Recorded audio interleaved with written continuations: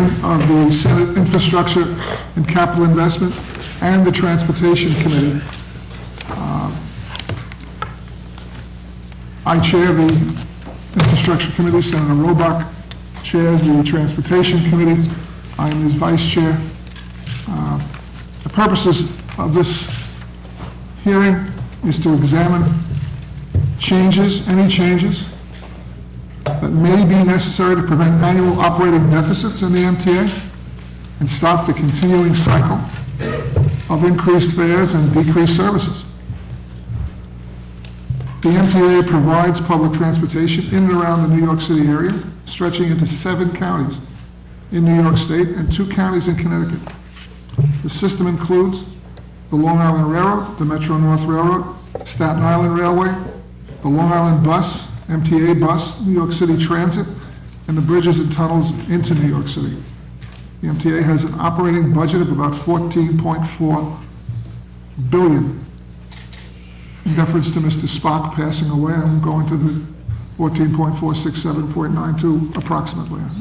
We won't do that. But with over 69,000 employees for 2015, with a predicted operating budget deficit of $322 million in 2018. Chairman Prendergast, if you would correct me if I'm wrong in your comments if I've made any errors in the numbers.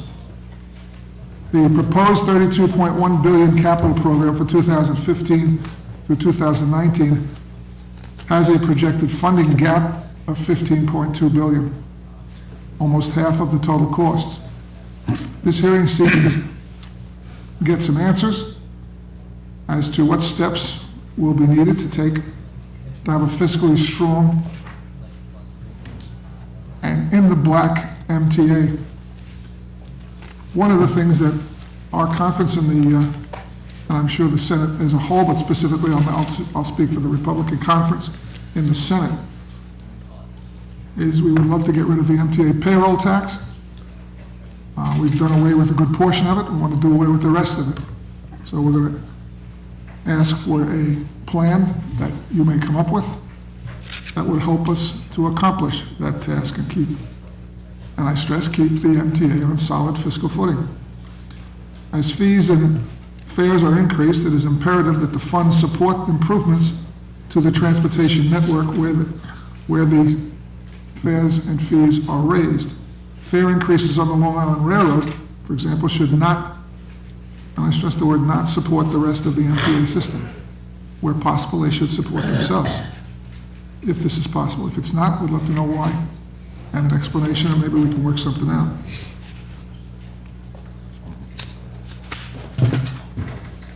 This hearing is being broadcast on the New York Senate.gov website and will be archived on the Transportation Committee page. I am joined this morning by, to my left, Senator Martin, to the far right, Senator Dilan, past chairman of the Transportation Committee. Next to him, Senator Bonasek, Senator Croce, and Senator Golden.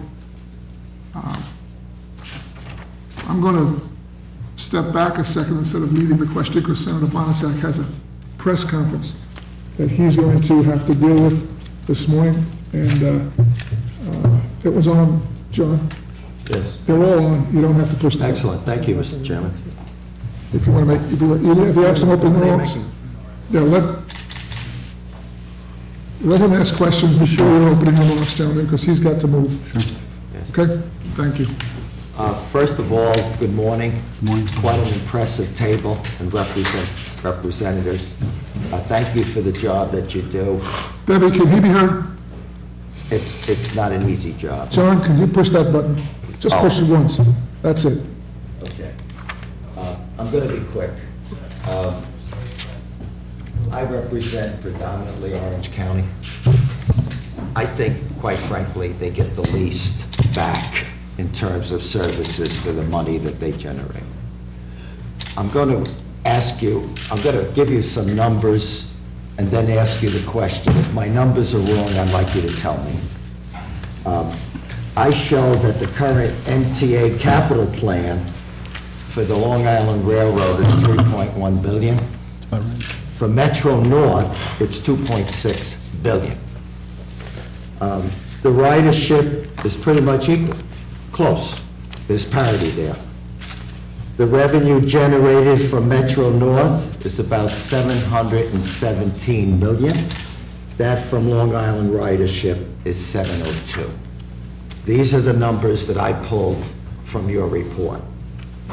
So, I would ask you to give consideration to some parity of investment in Orange County so we can have more service.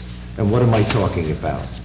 I'm talking about, number one, to establish a rail yard in Orange County where we could have more trains and a rail yard that would allow for more service and passing sidings, roughly about 100 million apiece. I'd ask you to give consideration to that. And I thank you for being here. Thank you, Mr. Chairman. Thank you, Senator. All right, as per normal procedure, we would have opening statements. I would ask the people who are testifying, you don't necessarily have to read every word to your presentation. We have copies. The faster we go through that, the quicker we can get to questions, then we can move on to resolving the problem. We've been joined by Senator Murphy to my left. Morning. Morning. Mr. Prendergast. Good morning, Chairman Marcelino and Robach and other members of the committees. Thank you for holding this hearing and asking me to testify.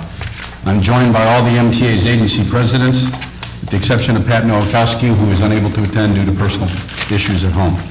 Carmen Bianco is seated to my right, President of New York City Transit. Daryl Irick is seated to my left, President of MTA Bus.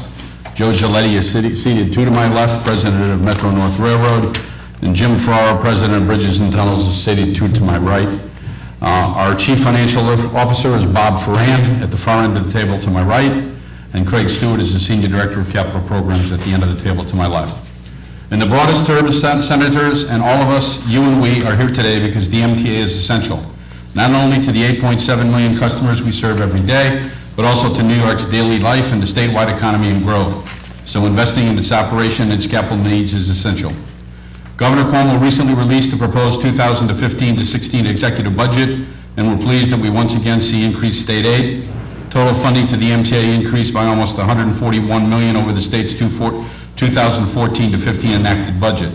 This increase includes an almost $37 million boost to our operating budget and more than $104 million being transferred to the MTA capital program.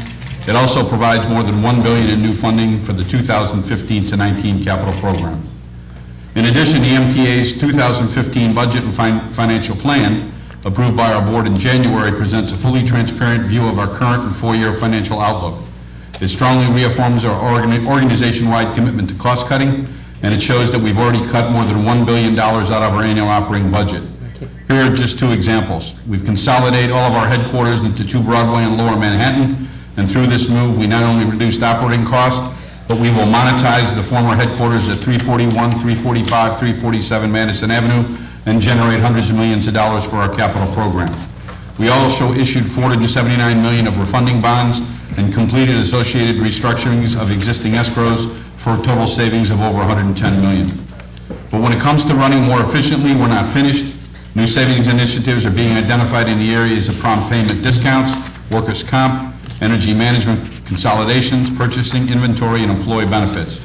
These initiatives will raise our total annual savings target to $1.6 billion a year by 2018. This is an effort we started after the financial crisis in 2009, and we continue to maintain it. It's the most aggressive cost cutting in the MTA's history, and we're realizing savings through improved operations in 3 critical important ways. First of all, without these savings, we could not have reduced our projected fare and toll increases from about 7.5% every other year to 4% every other year, or roughly 2% a year. Secondly, these savings have allowed us to add $157 million back into service and quality enhancements since 2002. Services that were cut, services restored, and additional quality enhancements made for our customers. They've helped us to put $290 million a year into a pay-as-you-go capital account that will generate up to $5.4 billion for the 2015 to 19 program, which for the MTA is the most important topic today. The capital program, as you know, is a series of 5-year investments beginning in 1982 that allow us to renew, enhance, and expand our 5,000 square mile network. And over the past 30 years, we've invested some $150 billion through that program in the vital infrastructure that keeps New York moving. And we could not have done that without the state legislature and their support. Yet these investments have revitalized and maintained our transit system, and they've revitalized our region, enabling improvements that have brought customers back to our system in droves while creating jobs in the thousands. Today's ridership is at all-time high levels. Before October 2013, we had never recorded 6 million subway riders in a day, but we exceeded that number on 29 days in the last 4 months of last year and set an all-time high for monthly subway ridership last October. Metro North's ridership has almost doubled since its founding in 1983 to 83 million last year, and the Long Island Railroad's ridership of more than 83 million make them the 2 most heavily traveled commuter railroads in the country. Until recently, most of the ridership growth was from reverse commutes, travel between suburban destinations, and during off-peak hours, evenings, and weekends. But today, we're seeing that ridership growth in all of these areas, and more importantly, during peak hours. We're seeing more and more customers who need to wait 2, 3, and even 4 trains before they can board during rush hours. Our network is stretched almost to its capacity. Trains are more crowded than ever, and commutes are more difficult. A minor delay on one train at rush hour can have a massive ripple effect, leading to overcrowding on the platform, doors being held open at every station, and spiraling delays for every train that follows. If that happened on a regular basis, the impact would be severe for millions of riders, their employers, and the region's economy. These ridership trends show no signs of abating in the foreseeable future, and with the future in mind, we convened a panel of experts to inform the development of our current capital program, especially with respect to 2 important areas: climate change and changing demographics. This Transportation Reinvention Commission stated some very simple truths in the report. More than 2 million additional people are expected to live in the MTA region by 2040, putting increasing pressure on a system that's already largely at capacity. Demographic shifts are driving new and evolving customer expectations, service needs, and accessibility requirements, and the current system is simply not fully equipped to meet these changing needs. With these challenges in mind, the MTA Board this fall approved the proposed 2015-19 capital program that will allow us to build capacity, meet growing needs and those expectations, and most importantly, renew our system to keep it safe and reliable, because capacity is by no means our only challenge. Maintaining a system as large and as old as ours is unavoidably expensive. If we want the system to continue operating safely and reliably, we must continue to invest heavily in what we call state of good repair. Senators, I ask you to keep this fact in mind. Safety and reliability projects, including track replacement, structural repairs, signal system improvements, and replacement fleets, comprise fully 2/3 of the next capital program. These expenditures are not for anything fancy, they are simply essential. And the reason why is simple. Safe and reliable service is our #1 job every day. Here are a few examples of the kinds of maintenance and good repair spending we must not postpone. $196 million to complete the installation of positive train control, the best and safest commuter railroad system around and at both Metro North and Long Island Railroad, for a total cost of just under $1 billion. We'll also begin modern new signal system on the E, F, M, and R lines in Queens and the B, F, M lines in Manhattan. This system, which is fully in place on the L line and under construction on the 7, allows us to run more trains, move more people, ease crowding, and provide better, safer service. It will allow us to replace signals from the 1930s that could jeopardize safety and reliability if they remain in our system much longer. And remember, the foundation of our subway system was built more than 110 years ago, making modern signals the best and only way we can significantly add capacity. We'll replace 86 miles of subway track, and we'll continue to invest in thousands of components that most of our components or you never see: electrical substations, pumps, and tunnel lighting. These projects may not be glamorous, but together with normal replacement of our trains and buses, they are key to moving our people safely and reliably. The 2015-19 program will allow us to expand our system to better accommodate current ridership levels and prepare for the even more growth that we're already seeing on the system. And in a region with new understanding of natural hazards, system expansion will protect us by making our transit system and network ever more redundant. We will finish phase 1 of the 2nd Avenue subway to build capacity and ease congestion on the most crowded line in the country, the Lexington Avenue line. And through the 2015-19 program, we will begin construction on the 2nd phase of the 2nd Avenue subway from the Upper East Side into East Harlem. We will continue to advance the East Side Access Project easing the commute of some 160,000 Long Island Railroad customers every day. We will complete the Long Island Railroad double track project, which will improve service and reliability by adding a second track to the railroad's Ronkonkoma branch or main line. And we will begin development of Penn Access, a project that will add 4 new Metro North stations in the Bronx and open a new Metro North link directly into Penn Station. Through this project, we will provide critical system resiliency to the over 270,000 Metro North riders, and for the first time ever, customers in Co-op City, Morris Park, Parkchester, and Hunts Point will have a one-seat rail ride directly to the heart of Manhattan. Dramatically improving our transit network is hardly the benefit of a fully funded 2015 to 19 program. The MTA's capital program and the jobs it creates are an integral part of our region's economy and economic growth. Just last month, the Urban Land Institute of New York and the Permanent Citizen Advisory Committee to the MTA published a report examining the intrinsic connection between a healthy transit system and a healthy, vibrant economy. According to this report, since 1982, the MTA capital program has transformed the region's public transportation system into a truly crucial economic asset, helping New York achieve global economic preeminence that few could have imagined in the economic crises of the 70s. Investments in the MTA have generated economic benefits for communities across New York State, with major vendors opening plants to both fulfill the transportation needs locally and across North America. Indeed, the capital program investments create hundreds of thousands of jobs throughout New York State and nationally, and a new study by KPMG proves it. We commissioned KPMG to look at how many jobs will be created by the 2015 to 19 capital program, and the results, also published last month, are staggering. KPMG found that in the tradition of the MTA's previous capital program, a fully funded 2015 to 19 program will create more than 400,000 New York State jobs and generate nearly $52 billion in economic output. These jobs, the study found, will be created in every corner of New York State. In 2013, our board approved a nearly $2 billion contract with Kawasaki to build new commuter rail trains. This order alone is expected to generate 1,500 jobs at the Kawasaki plant in Yonkers and the suppliers upstate. The plant makes rail cars and parts for the transit systems around the world, in Boston, Virginia, Maryland, and Taipei, while creating high-tech paying jobs. But you can bet it wouldn't be in Yonkers, New York without the MTA. We've also purchased more than 2,000 of the 3,000 rail cars built at Bombardier's 100,000 square foot facility in Plattsburgh, including a new rail fleet for MTA commuter railroads in 2007. In October, we submitted the 2015-19 capital program to the Capital Program Review Board so we could begin a dialogue. One concern shared by all parties is the funding. We've identified sources for half of the money needed to fund the program. All 3 levels of government must understand the importance of the system, the necessity of capital investment in infrastructure, and if necessary, new sources of that support. All of us have a stake in ensuring that New York's economic engine continues at full strength.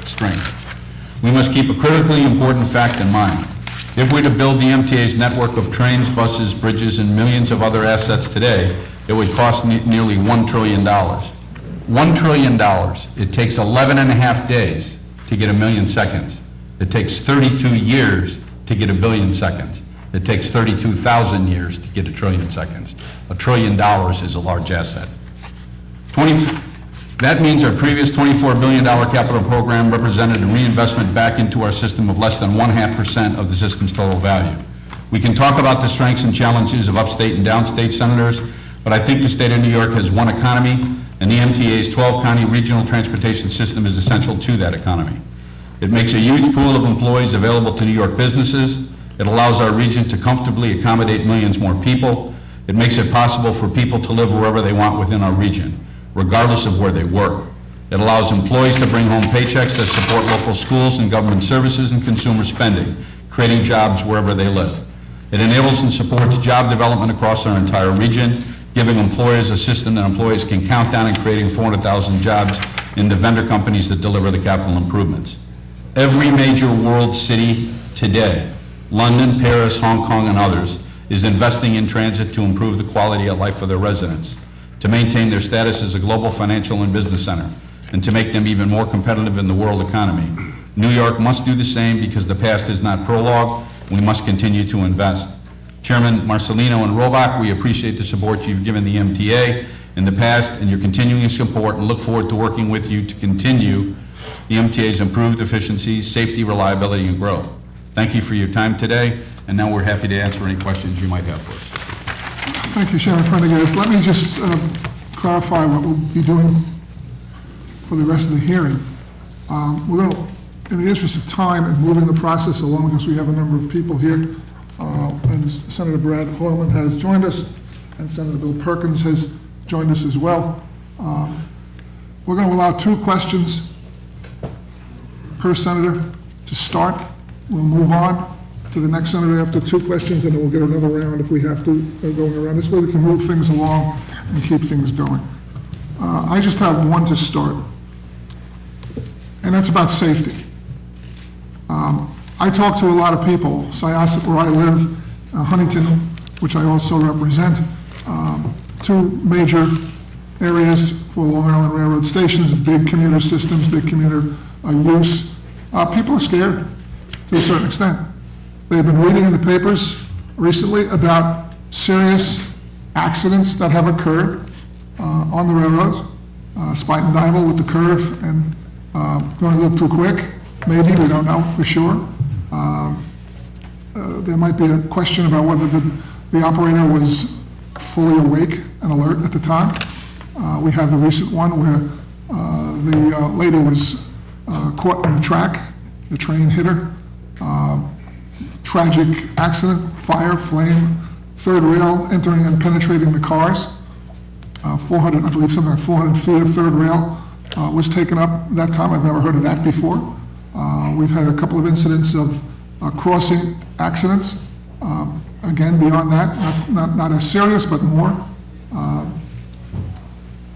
Gentlemen, what are we doing to alleviate the concerns of the riding public? I've never heard the kind of concern before that I'm hearing now from my constituents about the safety of the Long Island Railroad and the MTA system. What are we doing to alleviate their concerns and to make sure these kinds of accidents, broken rails, don't occur? Safety is our highest priority, safety and reliability of the system. Those are the underpinnings of the capital program. Metro North had a series of problems starting over 2 years ago.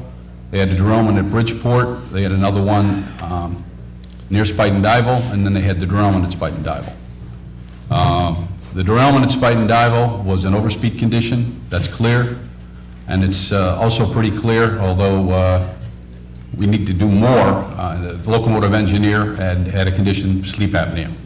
We've got a pilot program underway at Metro North that we're going to share the results with across all the agencies, not just Long Island Railroad, but New York City Transit as well, in terms of the importance of us being able to identify employees who have conditions like that.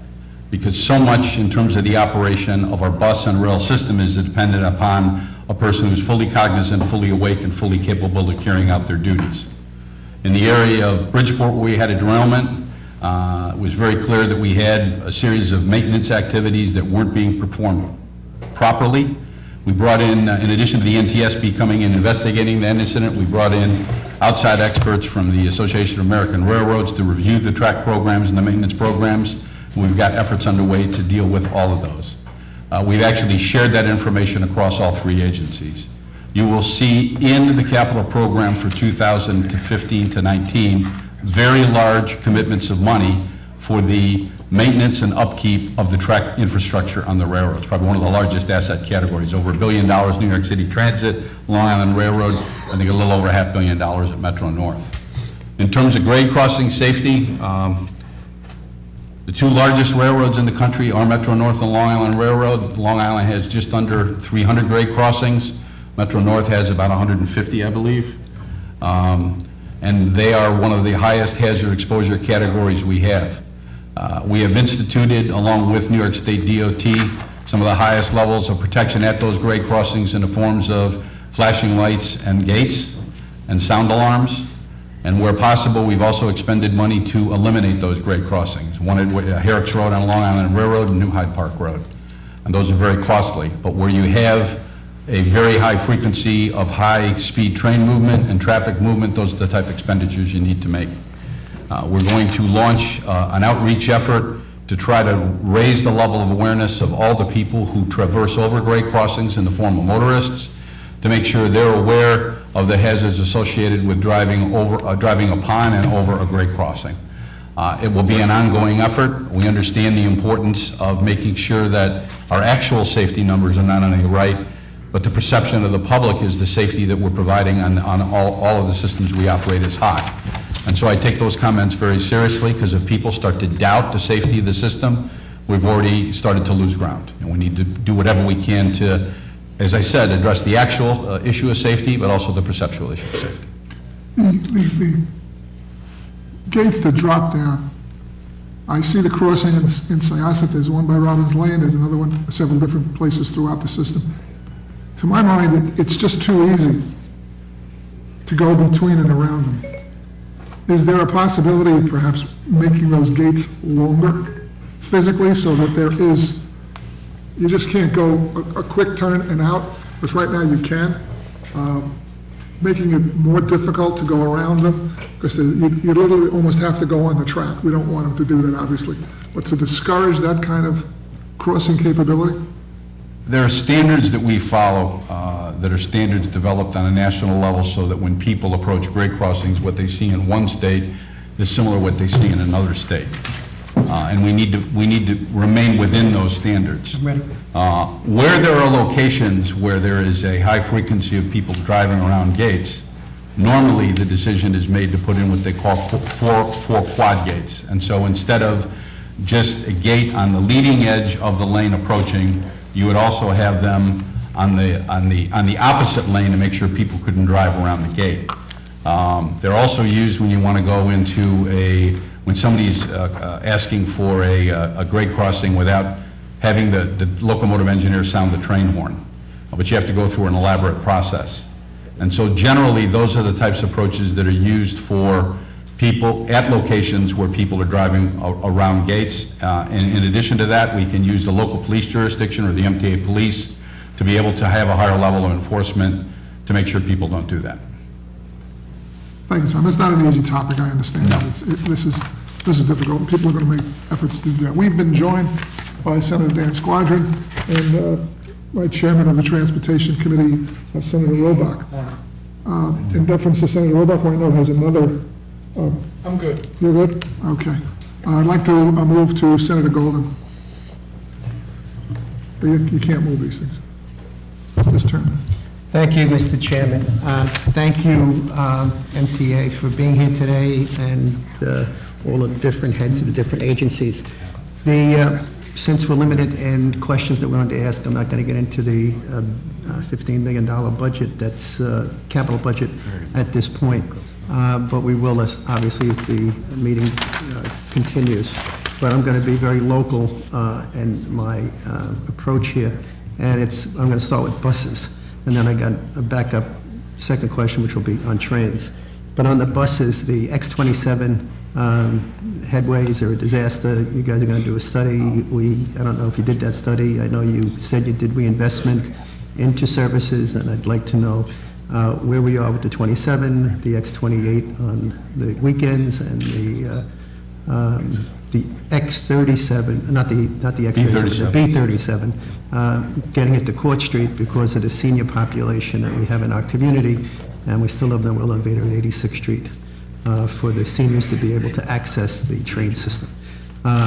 So that's the basic question on the buses, and how does Vision Zero play into this? Well, B37, I believe the Transit Authority committed to continue looking at the issue of the extension into downtown Brooklyn. I don't know the status of the further studies than the X27 or 28. Do you know, Daryl?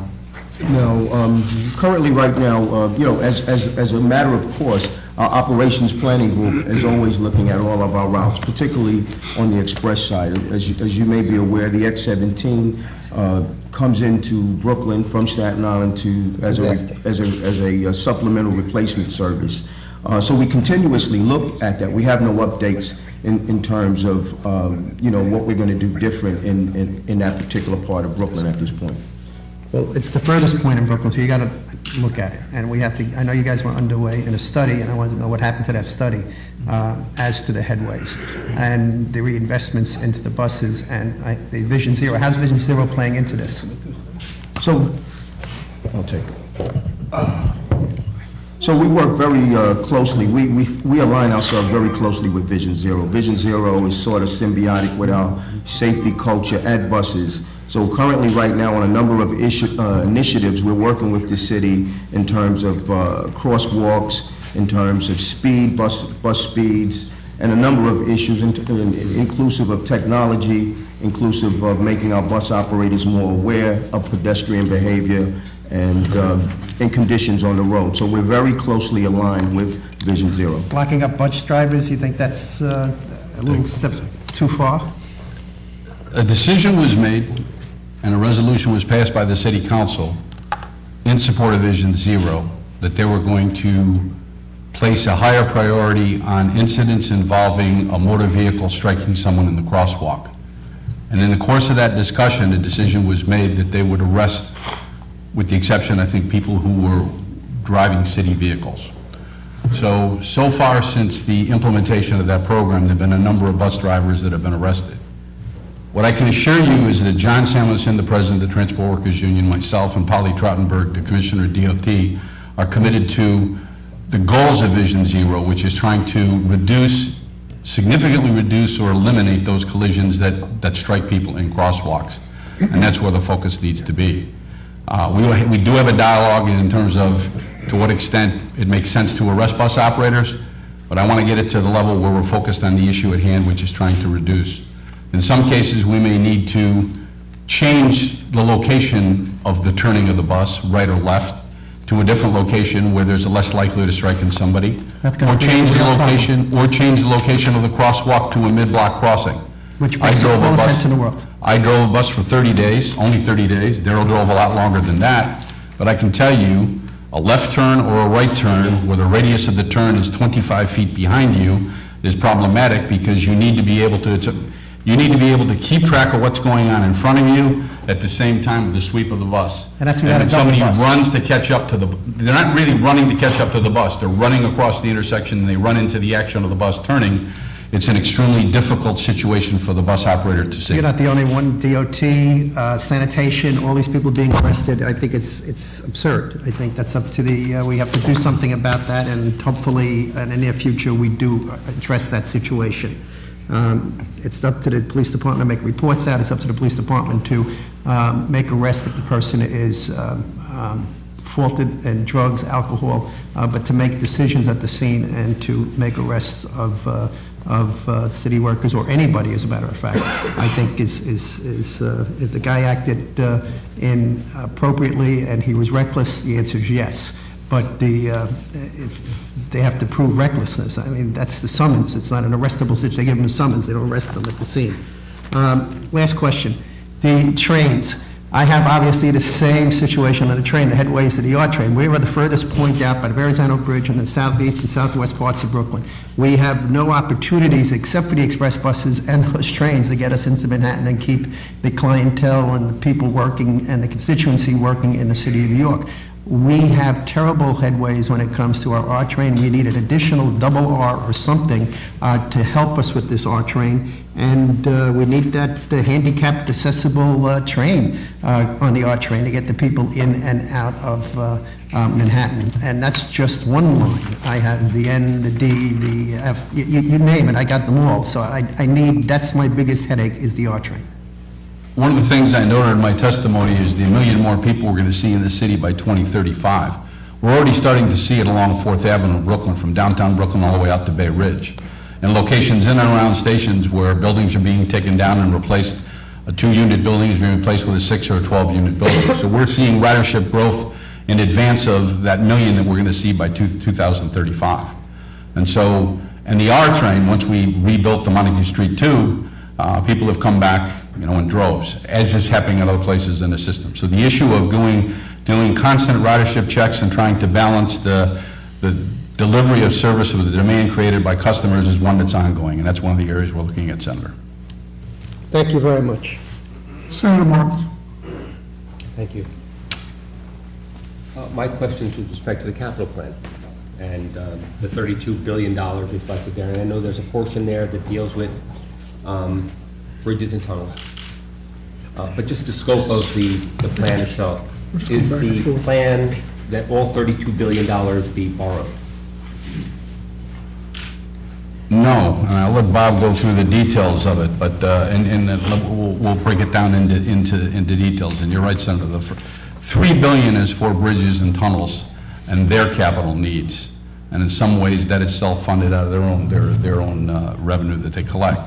And the remainder of the money is spread across the remainder of the agencies. Order of magnitude, $22 billion for state of good repair, about $4.5 billion for what we call enhance, and the remainder for expansion. Bob, if you would go through the...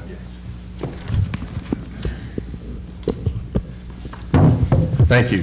The current financial plan on the table has about $6.2 billion that comes from federal funds. Then it does have MTA bonds for the commuter and transit program of about $3.9 billion. It also includes about $2.3 billion for bridges and tunnels that are there, but it still has a significant amount of pay-as-you-go capital, together about 1.7. Asset sales and leases, the disposition of our headquarters buildings, and also excess real estate generates about $600 million. City of New York capital funds, we have about $650 million in the budget. Federal New Start funds, we're estimating could be north of $500 million. Private developer contributions of about $200 million. And then other MTA sources, about $760 million. So the total amount of bonding out of the $32 billion that we're talking about is around $7 billion. $7 billion? Yes. With respect to the types of projects that are included in this capital plan, a lot of it is for what is apparently maintenance. Day-to-day operations, maintenance, you use the term state of good repair. What portion of the MTA's significant annual budget goes towards these items already? And why is it necessary to borrow and bond for these? Wouldn't that be better covered under your annual operating budget? There are specific definitions for what is called out-of-face replacement of an asset, and it would be capitalized versus the maintenance and repair of an asset to keep it useful during its useful life. Useful life of a car now is 40 years? Used to be 35, but we've been able to stretch it to 40 years because of stainless steel car bodies and wise decisions in terms of the manufacturer. As that product reaches the end of its useful life, the car body structure is starting to fail, the major assemblies and components are failing, and if you were to do it on a maintenance level, you were to do it actually replacing component by component, it would cost you more. So according to accounting principles, what you do is you basically replace that asset with one that's new, and you start that useful life over again. And the idea is asset by asset category, cars, signals, track, line equipment, line structures, you try to squeeze the useful life out of the asset. A curved track, probably 20 years or less, depending on the radius of curve. Tangent track, probably 30 years. Track in and around what we call special work with switches, et cetera, even less than that. And so you actually have to replace the asset. The asset has got so much wear on it, you can no longer do maintenance on it. Side rail wear, the wear of the rail itself, the wear of the rail flange itself, it gets to a point where you have to replace it. And so historically, from an accounting standpoint, even Class 1 railroads capitalize those replacement costs rather than put them in the operating budget in terms of maintenance. And that's what we do. No, I appreciate that, but are you borrowing for that, for the useful period? For example, are we paying for a switch that may have a useful life of, I guess you just said about 10 years or 20 years or so, right? Depending upon the switch. Are we paying that over a longer period of time, or are there controls that make sure that we're not bonding for something well beyond its useful life? In fact, we are bonding significantly less than the economic useful life of most of our assets. I would give it as an example what we're doing for East Side Access or what we might be doing for Second Avenue or some of these other projects. Those are projects that, frankly, are 75, 100-year lived assets, but we've been borrowing at a 30-year bonding. which has an average life of about 20 years. So we are borrowing with an average life of 20 years, which effectively says that's how we're paying it off. And yet we're doing that for some 7-year assets, we're doing it for some 10-year assets, we're doing it for 20-year, 30-year, 50-year, 75, 100-year assets. So I think we're very prudent right now in how we are bonding. We are not bonding at a level that is really inappropriate and mismatching asset and liabilities. Okay, and just to clarify, out of the $32 billion, $3 billion are for bridges and tunnels, leaving about $28 or $29 billion specifically for MTA-related state of good repair, purchasing of new equipment, cars, as well as expansion of the Second Avenue subway and East Side access. And out of all of that, the MTA will be paying for approximately 21 out of the $28 billion on a pay-as-you-go basis through capital reserves or whatnot, or sale of assets, and bonding for only $7 billion. Is that what I heard? Including federal monies, including city money. Sure. Yeah. Okay, thank you. And one of the points we want to make is that the legislature has been great to the MTA since 1982. In order to get this gap funded, we need support from 4 parties, because people quickly say, what about Albany, what about the governor, what about the legislature? We need support from the federal government, we need support from the city government, state, and also direct and indirect benefiters of the system, like the real estate industry.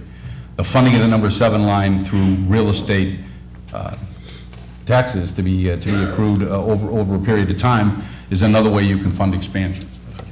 No, I appreciate it. I do have some more questions. I'll be back on the second turnaround. Thank you. Second round. Senator Croce, please. Thank you, Mr. Chairman. Chairman, thank you for being here today. Just a couple of quick questions with regard to service on Long Island Railroad. Look forward to meeting with President Nowakowski when he has the opportunity. I agree with you, safety has to be paramount, and I appreciate your words to that regard.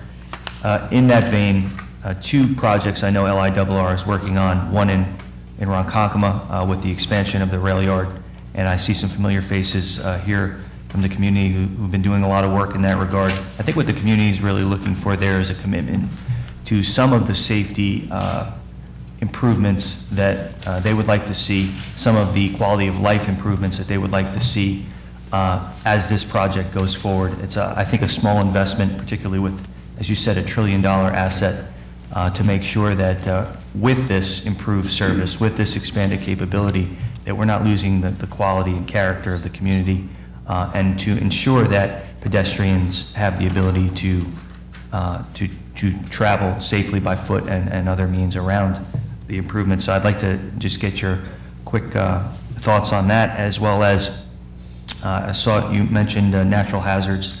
I look to the system as critical infrastructure, and I look at it in an all-hazard approach to our security.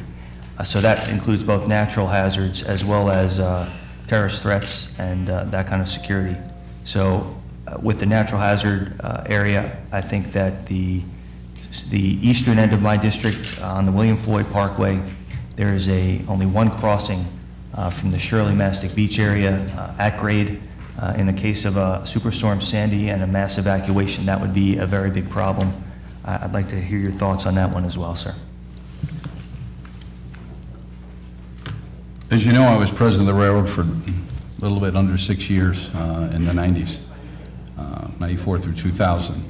Whenever we do work, I mean, we're a part of the community. The railroad may have been there first. It doesn't make sense. It doesn't make sense arguing who was there first. We are part of the community, integral part of the community. When we did construction projects, when we raised all the platforms and created the new diesel yards, you know, we learned from some of those. Some of those went very well. Some of those didn't go very well. High mast lighting, things of that nature.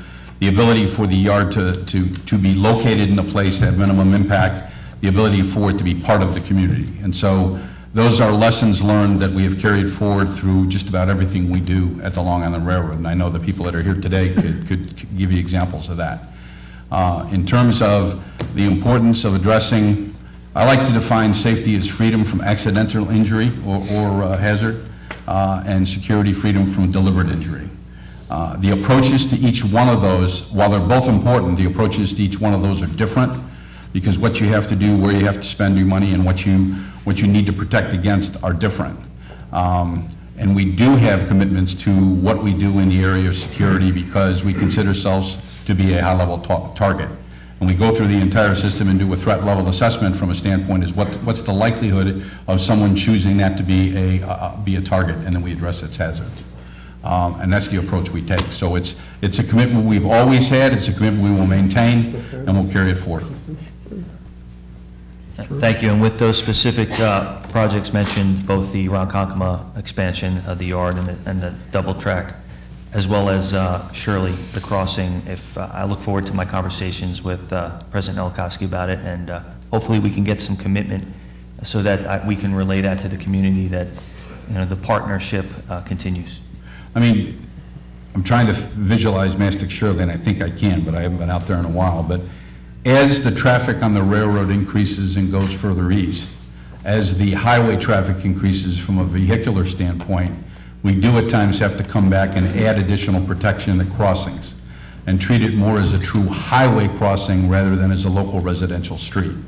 So certainly as the railroad continues to grow further east and population increases, the issue of what we need to do in terms of grade crossing safety is something we will address. And there are additional venues at which an additional crossing would be possible.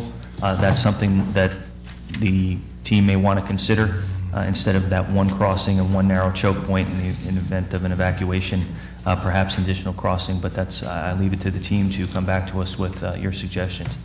Okay, thank you. Thank you very much. Thank you. Senator Murphy. Thank you. Did you say Perkins? No, I said Murphy. Oh, Murphy. Man. They're so close to each other. Thank you, Mr. Chairman. In case anybody hadn't noticed, I'm going from one side to the other. I'm just flipping. From left just to going right. down the sequence, that's all. You know, unfortunately, like the chairman said, it's a sensitive topic. We've had the worst tragedy in history on the Harlem line that literally runs right through the heart of my district. And, you know, security has been brought up here. I know you just said in the hearings today, you've identified 150 crossings, roughly up on the Metro North, Joe. Are we doing anything to identify those crossings as a primary, secondary, and tertiary possibility of fixing these crossings at all? I believe the federal government actually rates the crossings in terms of hazard severity and puts a value with it, and we take note of that. And we make sure that we're meeting more than just the minimum standard required at those crossings. Do you want to take it further, Joe, in terms of what we may be doing in the future? The only thing I would say is that you've heard the chairman already talk about what we're going to do with Operation Lifesaver, which will be awareness, which has to be the #1 priority in terms of making people aware what a crossing is and what they should be doing at it, because it seems that our biggest problem is that a flashing red light, which is a stop signal and for people not to go through, those are the types of things we have to look at, and also taking a full evaluation of that crossing. You know, you've heard already other systems that are in place, like 4-quadrant gate. We're looking at all of that as we're going through it right now. All right. If you need any assistance from me, please chirp up. Secondly, you've indicated that this year, in 4 months, you've had 6 million riders in one day, correct? On the subway system, yes. That's pretty incredible. And you expect in 2031 an additional 1 million riders, possibly. We see, my testimony talked about 1 million more residents in New York City by 2035 and an additional 1 million in the region by 2035. So some fraction thereof would use our network, so the number would grow. But the growth in the New York City subway is even above that. So we had never before recorded 6 million people a day until October 24th, 2013, and we had 29 days in 2014. The growth we had thought was primarily due to MetroCard and value pricing, people riding in the middle of the day, weekends and nights. Now we're seeing increased ridership during rush hour. And that's why it's taking people 3-4 trains to get on before they can get to their destination. It used to be the first or second train they could get on. So it would be an awful lot of riders. Absolutely. So does it come a point at any time during this that you guys actually make a profit as a small business? So you'll never make a profit? I've been in this business my whole career. I graduated the University of Illinois in 1974. And No, we've never been in So if you've had public 10 million transportation. riders, you would still not make a profit? Well, at some point, maybe you would, but you'd have loading standards far in excess of what, every one of our services is subsidized. The lowest subsidized ride in the MTA network is New York City Subway. We call fare box recovery ratio. For every dollar it costs to operate, how much comes out of the fare box? It's 70% for New York City Transit Subway. It's about 40% for New York City Bus. It's about 60% for Metro North and about 50% for Long Island Railroad. So no, they're all heavily subsidized to enable people to be able to afford riding for public transportation. And the tremendous, the most sustainable system in the country in terms of measured carbon footprint. People think of the Pacific Northwest and how green it is, whatever. The lowest carbon footprint per capita is right here in New York City, because more people use public transit. Public transportation, so, no matter how many riders it would never kind of facilitate it and sustain itself? Is that? If you raise the fare to the cost of what the fare would be, yes, but no, generally not. All right, That's fine. Thank you. Senator Dilan. Yes, good morning. Your November financial plan proposes to realize a $500 million savings up to the year 2018. Where will these cuts come from? Will it be from service cuts, or will you have to let employees go? Yeah. We are not anticipating any service cuts. I think it's been very clear by the board that it was so painful when we did the service cuts in 2010 that no one wants to address those again. So what we're trying to do is figure out how to reduce our cost in areas that, frankly, in the past were considered uncontrollable cost. And with that, I mean things like pensions and health cares that were growing at a very, very rapid rate. We are trying to reduce our unfunded liabilities on some of our pension plans when we receive a one-shot windfall from things like real estate revenues. We do not want to put ourselves back in a situation where we were building a budget based upon real estate one-time transactional revenues that came in. You all recall that's really how we got in trouble back in 2009 when we had seen real estate revenues go from $1.7 billion down to less than $400 million in 2 years. And that was the reason that we were presented with and we accepted the PMT. So what we're trying to do is figure out how do we take one-shot revenues and apply them to reduce ongoing costs. We're doing that in healthcare, we're doing that in our pensions. We've also gone through and reduced administrative headcount. If you recall, we did a 15% reduction of administrative headcount throughout the agencies. We did a 20% reduction at headquarters. We went 4 years without any cost of living raises at headquarters, and that saved us about $60 million. Between the two of them, about $160 million. We're trying to be more efficient in terms of our procurement. We're looking at our energy management. We're looking at our workers' compensation. We're consolidating. We've just consolidated our information technology from all of the agencies now to headquarters. We're consolidating Treasury. We're consolidating certain procurement functions. You are well aware that we have our business service center where we've reduced our cost. So that's what we're trying to do. Also in paratransit, we feel that we have a commitment in paratransit to meet, the requirements of the law to provide for those of our customers who need it, but we're trying to reduce unit cost by being smarter, and we have done a significant job of reducing unit cost. So that's the way that we plan on hitting this $1.6 billion annually recurring savings target by 2018, not through service reductions.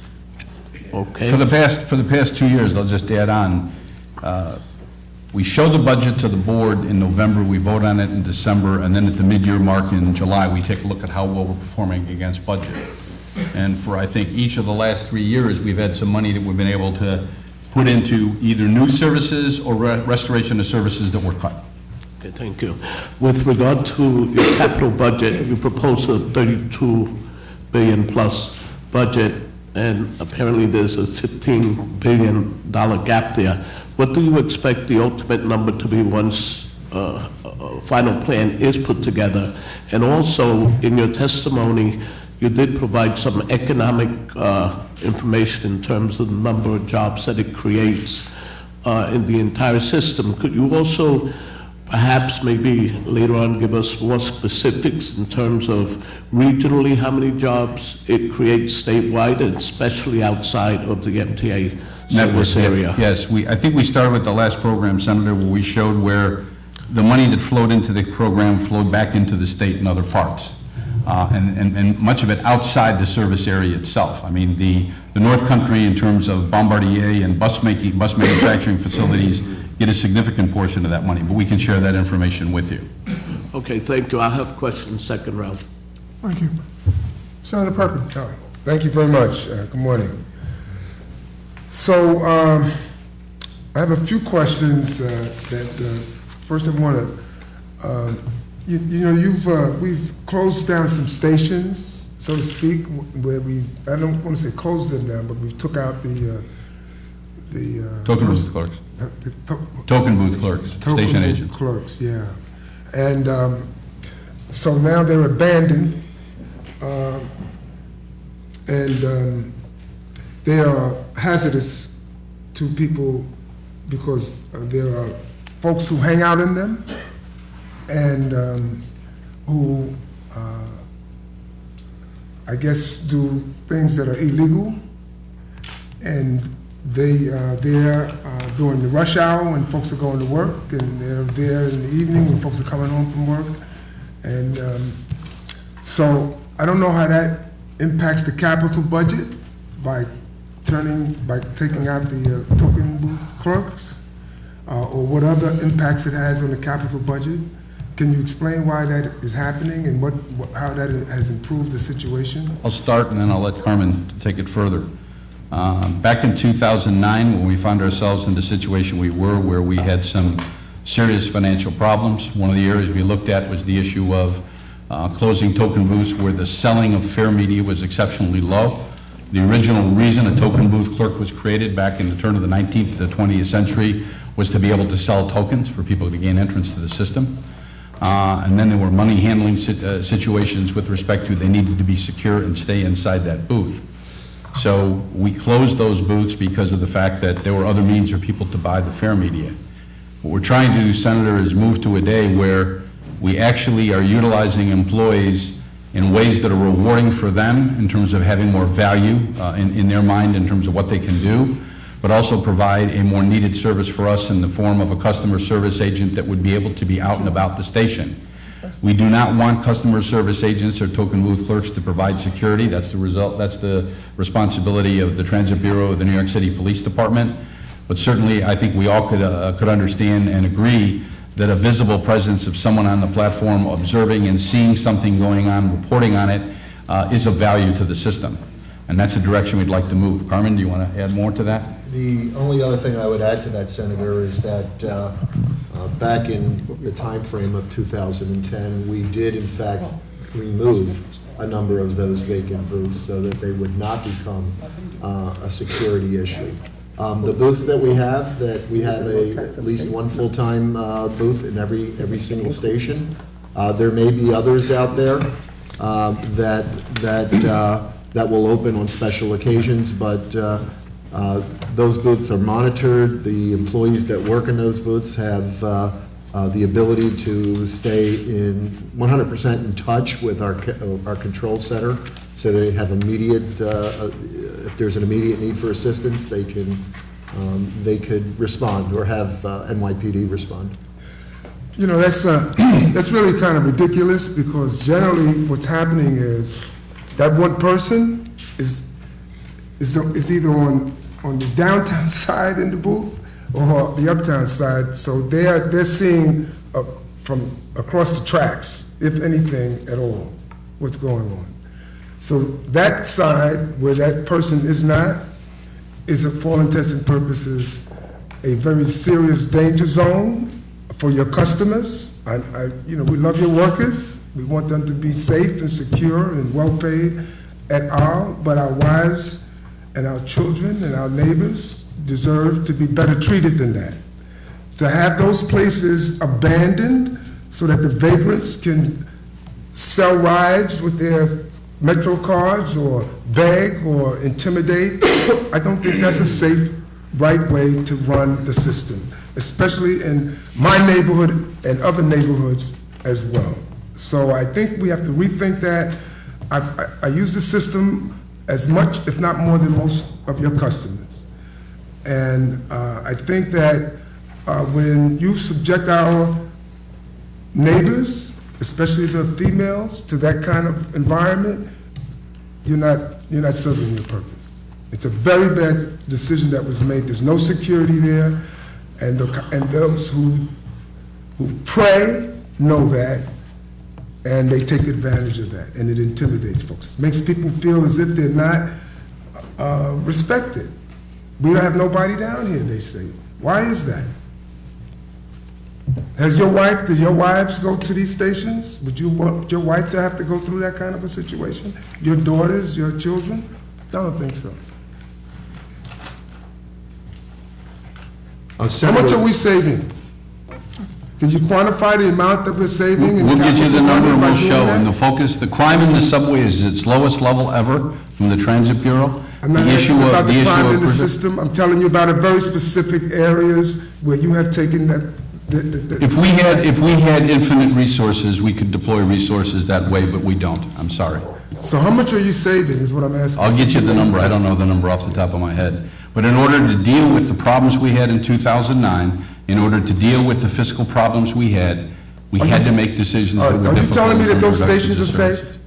Yes, they're safe. They're not safe. How can you have addicts in a station with no guard, with no security, no police, during rush hour and throughout the day, and consider that people, how do you say that's safe? What is your definition of safe? Well, I guess we probably should have started there, because I can find similar conditions on the street. I can find similar I'm conditions not in all talking about the parts of street. You society. don't patrol the street. That's not your job. I'm talking about your job, which is in the subway system. Responsibility for safety and responsibility for security in the New York City subway is the Transit Bureau, New York City Police Department's responsibility. But I'm telling you, there's no safety in those places. Now, what are you going to do to fix that? We focus our efforts with the use of the Transit Bureau and the New York You're City. not going to do Police. anything, is what you're telling me? I'm not going to put employees in harm's way to perform What police work. about my constituents in harm's way? What about our children in harm's way? What about our families in harm's way? Senator, there's, Your employees get paid to run the system and protect the system. How come there are no employees in those stations protecting those customers? Why should people feel they have to go to work, do whatever they do with the system under those kind of conditions? Senator, I couldn't agree with you more that leaving the thing unprotected or without staff could create and probably does create a serious problem.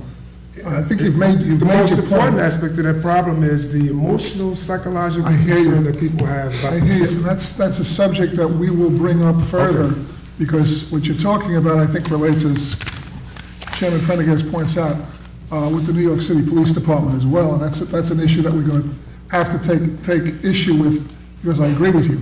There is a safety concern there. I don't know that a token booth operator assigned to an individual station sitting in a booth is going to provide the kind of safety you're looking for. They have a phone, things go on, they report it to the police. Now it's totally abandoned.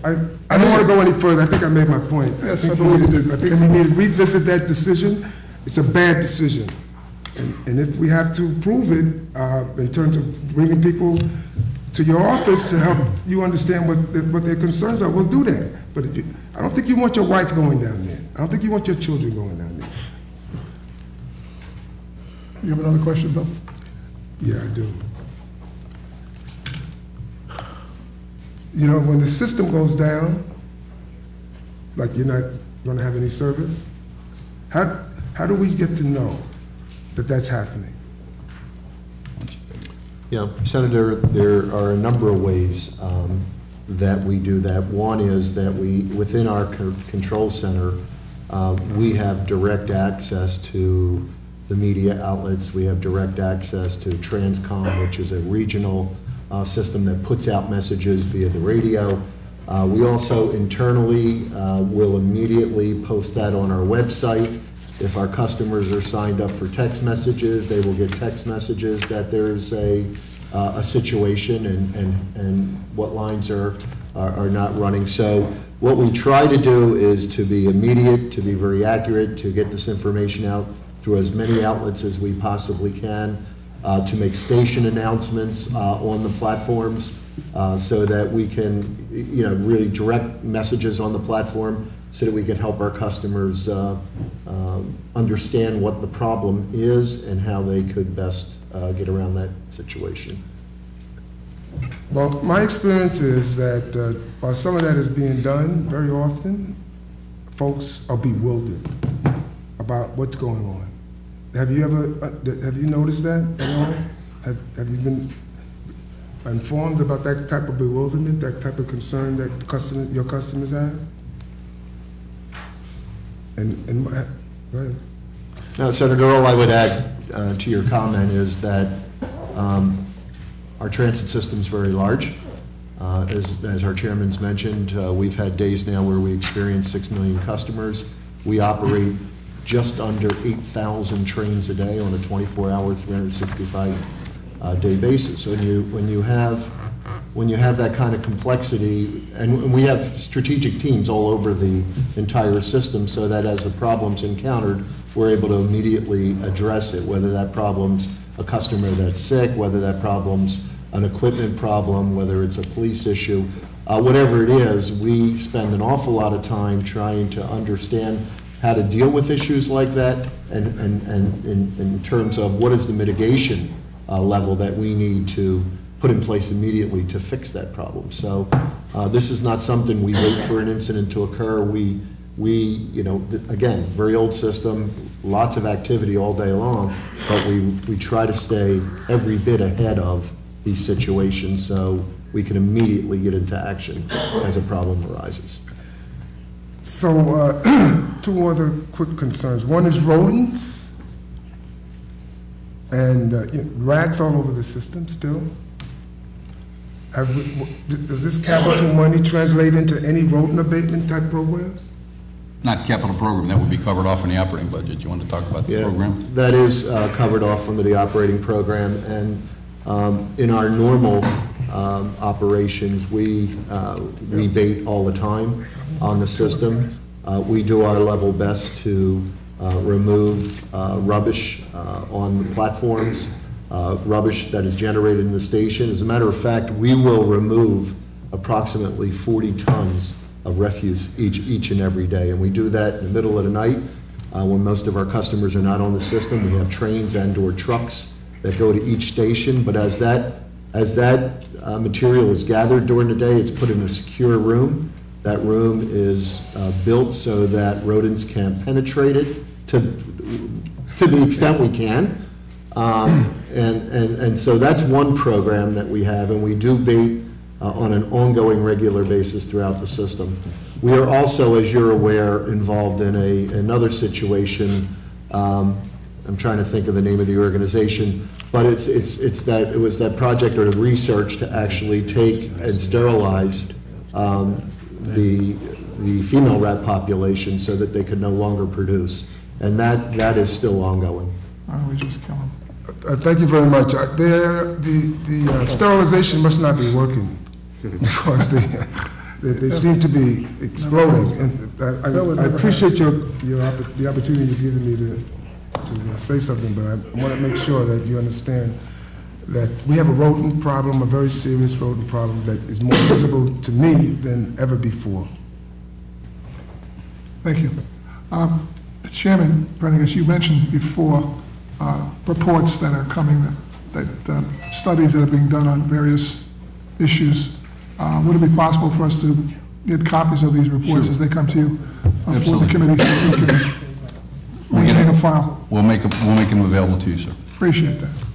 Senator Hoylman? Thank you, Mr. Chair, for organizing this, and thank you to the MTA for being here today. You know, I echo some of Senator Perkins' concerns, which I think go to the issue of returning the state to its legacy of support for the MTA, which is what one of our transportation advocate organizations is going to be saying later, and really not putting as much pressure on fares and tolls. And I know that's what you're trying to accomplish, and I know you've got a $15 billion gap to close. And in that respect, I'm concerned that we are not exploring all the revenue options that we could be in order to close that gap. And I'm also concerned that in terms of our state's, one-shot budget surplus that we have this year, that you're not getting enough of it. I think the MTA is reporting that you're getting 37 million, is that correct? Out of the $104 million surplus in operating revenue toward capital projects? There's money we're getting in the operating budget, and there's money we may be getting out of the $5 billion. Bob? Yes, with the 104 that you referred to, that's actually going to capital. It's 37 more in total than we were expecting to get. So effectively, that 37 will be additive. We will get an additional capital program. The rest will just be replacement monies for what would otherwise have been operating. However, in the governor's budget, proposed budget, he has $750 million for our core program, and then there's $250 million for PIN access. So there's $1 billion in that proposal. So, and of the $1 billion, there's also 250 of that, the PIN access, is money from the strategic fund, which is, I believe, using some of the one-shot monies. And then there's 150 for certain transit-oriented development projects. So in terms of the bank settlement funds, I've been reading here that there's about $850 million of those funds unallocated. Any chance or any suggestion that the MTA will try to acquire some of those funds? I'm sure we'll be part of the dialogue. I mean, the first thing we want to do when we presented the capital program is make sure people understood the $32 billion. $32 billion with $3 billion for bridges and tunnels and the remainder for the other agencies. I think it's essential that we have a discussion with respect to the size of that program, and then you define what the gap is. That's the board's recommendation, strong recommendation. That's what we feel we need to not only address state of good repair, but enhance in terms of the level and quality of service and provide for expansion to meet those 2 million more people that are going to be in the region by 2035. So we have always thought from the time we submitted the plan, it was essential that we had a dialogue about the size of the ask. Because some people may say, the legislature is faced with issues that are beyond us in terms of a lot of needs and confined resources. So if we need to have a dialogue in terms of the size of that ask. And once that's defined, then we start to decide what are the different funding alternatives we need to have from the federal, state, local governments and people that benefit directly and indirectly from the system to identify means to resolve that gap. So we'd be part of that dialogue in answer to your question.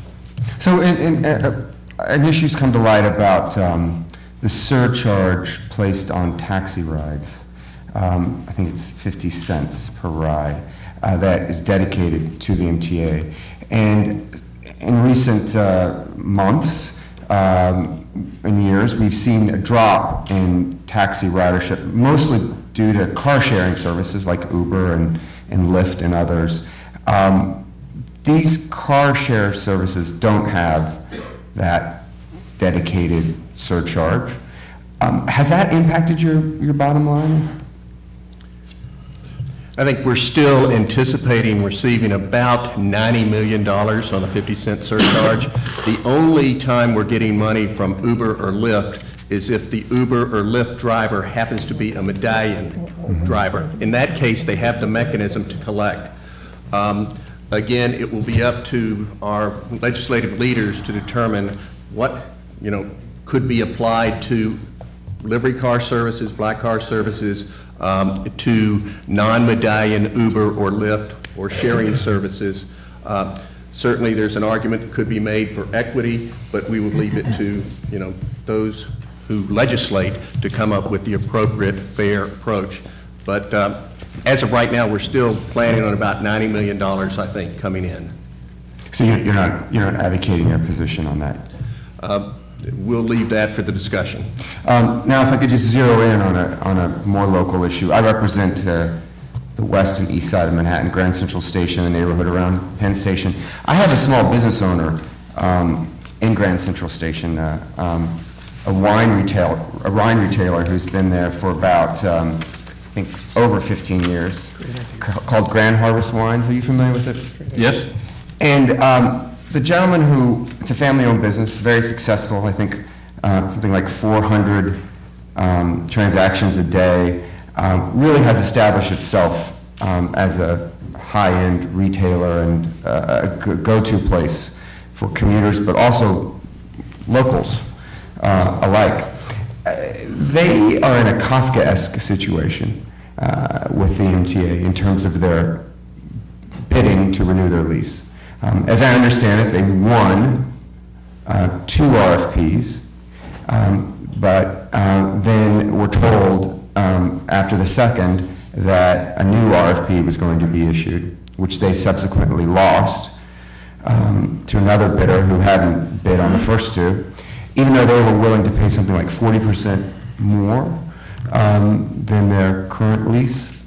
And I just want to raise that to your attention because we think of Grand Central as certainly the crossroads for the city and the world, but there are a lot of small businesses there that the local community relies on. And I would urge you to look at this matter closely and consider the service that this business has brought, the success and the family-owned nature and independence of it when you move forward with this RFP. Senator Squadron. Thank you very much, and thank you all. Thank you to both chairs for this, and we are represented by the entire MTA region between the senators here, which I think says a lot. Thank you. And I actually was becoming a little bit confused just listening to some of the most recent answers. I just want to be clear here. I'm a subway rider myself. Certainly, my district is massively dependent on it, but really my city and my region is massively dependent on it, as the chair said. And it seems to me that we have a $15 billion funding gap, and we've got a lot going on this legislative session, a lot that's important. But I feel like I might be the most nervous person in this room about the $15 billion funding gap. I just want to make sure that my understanding of this policy concern and yours are aligned. That's a big problem, right? Absolutely. What are the Someone that's worked 40 years consequences? in the business, absolutely, sir. I say that respectfully. Good, so we share it. What are the consequences if we don't fund it? Well, first, I'll start with external parties. Start with the Reinvention Commission, the Urban Land Institute, people who have looked at the worth and value of the MTA network to the economy. This is the second largest economy in the world, second only to Tokyo. It has been an historic part of New York's growth from World War II. We're seeing record ridership levels. You have things here that no other system in the world has. Nobody has 468 stations. 71% of the city's population lives within 1/2 mile of a subway station. I think it's 61% of the Long Island Railroad customer lives within 2 miles of a station. 51% of a Metro North customer lives within 2 miles of a station. And with due respect and out of respect for the time of my colleagues, the importance of the system is clear. Tell me the consequences if we don't fund it. Because, I got to tell you, I'm in Albany. Sometimes my wife gets home late for the babysitter on that F train. And that's a consequence. And that's a much smaller consequence in my life than many of my constituents' lives. Tell me the consequences if we don't fund this thing for riders. If you start at the 32 billion, take off 3 billion for bridges and tunnels, you're down to 29 billion. As we start to lose dollars off that, if the consensus of the region and decision makers at large say we can't afford 29 billion, it will first come out of expansion. Second Avenue subway, next phase would be the first.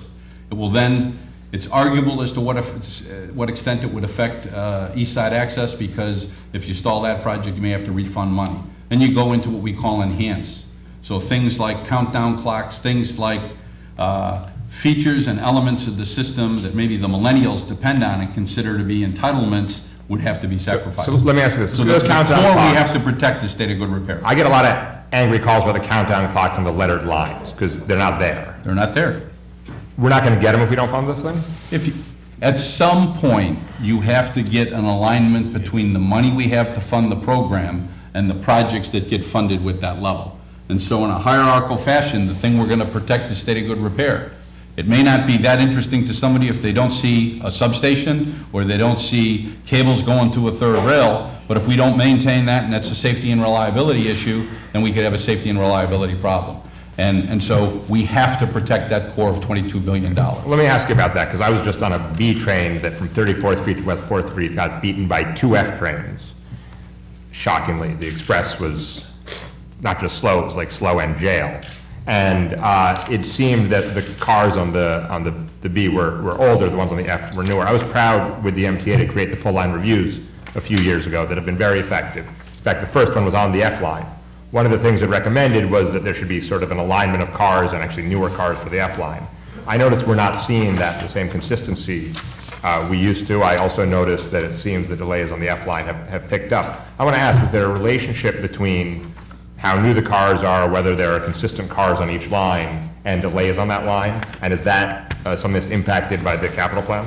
There's some relationship, but the overall level of mean distance between failure fleet-wide and car class-wide has gotten to the point where it's not necessarily an issue of car reliability. There may be other factors that affect the performance of a line. And that's the importance of doing a line review, so you can identify what those factors are and apply resources, dollars, personnel, et cetera, to try to address those. What's the dollar amount? Just Senator Skladron. Just very briefly. One more question, that's it. Thank you. Okay, because we got to move on. One question in 2 parts. What's the dollar amount that we need?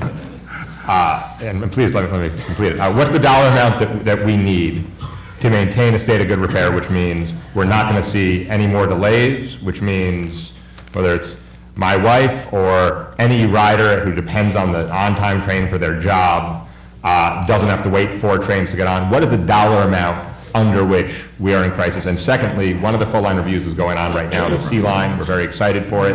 When is that going to be completed? And can we count on the fact that, as you committed at your nomination, they're going to continue throughout the system?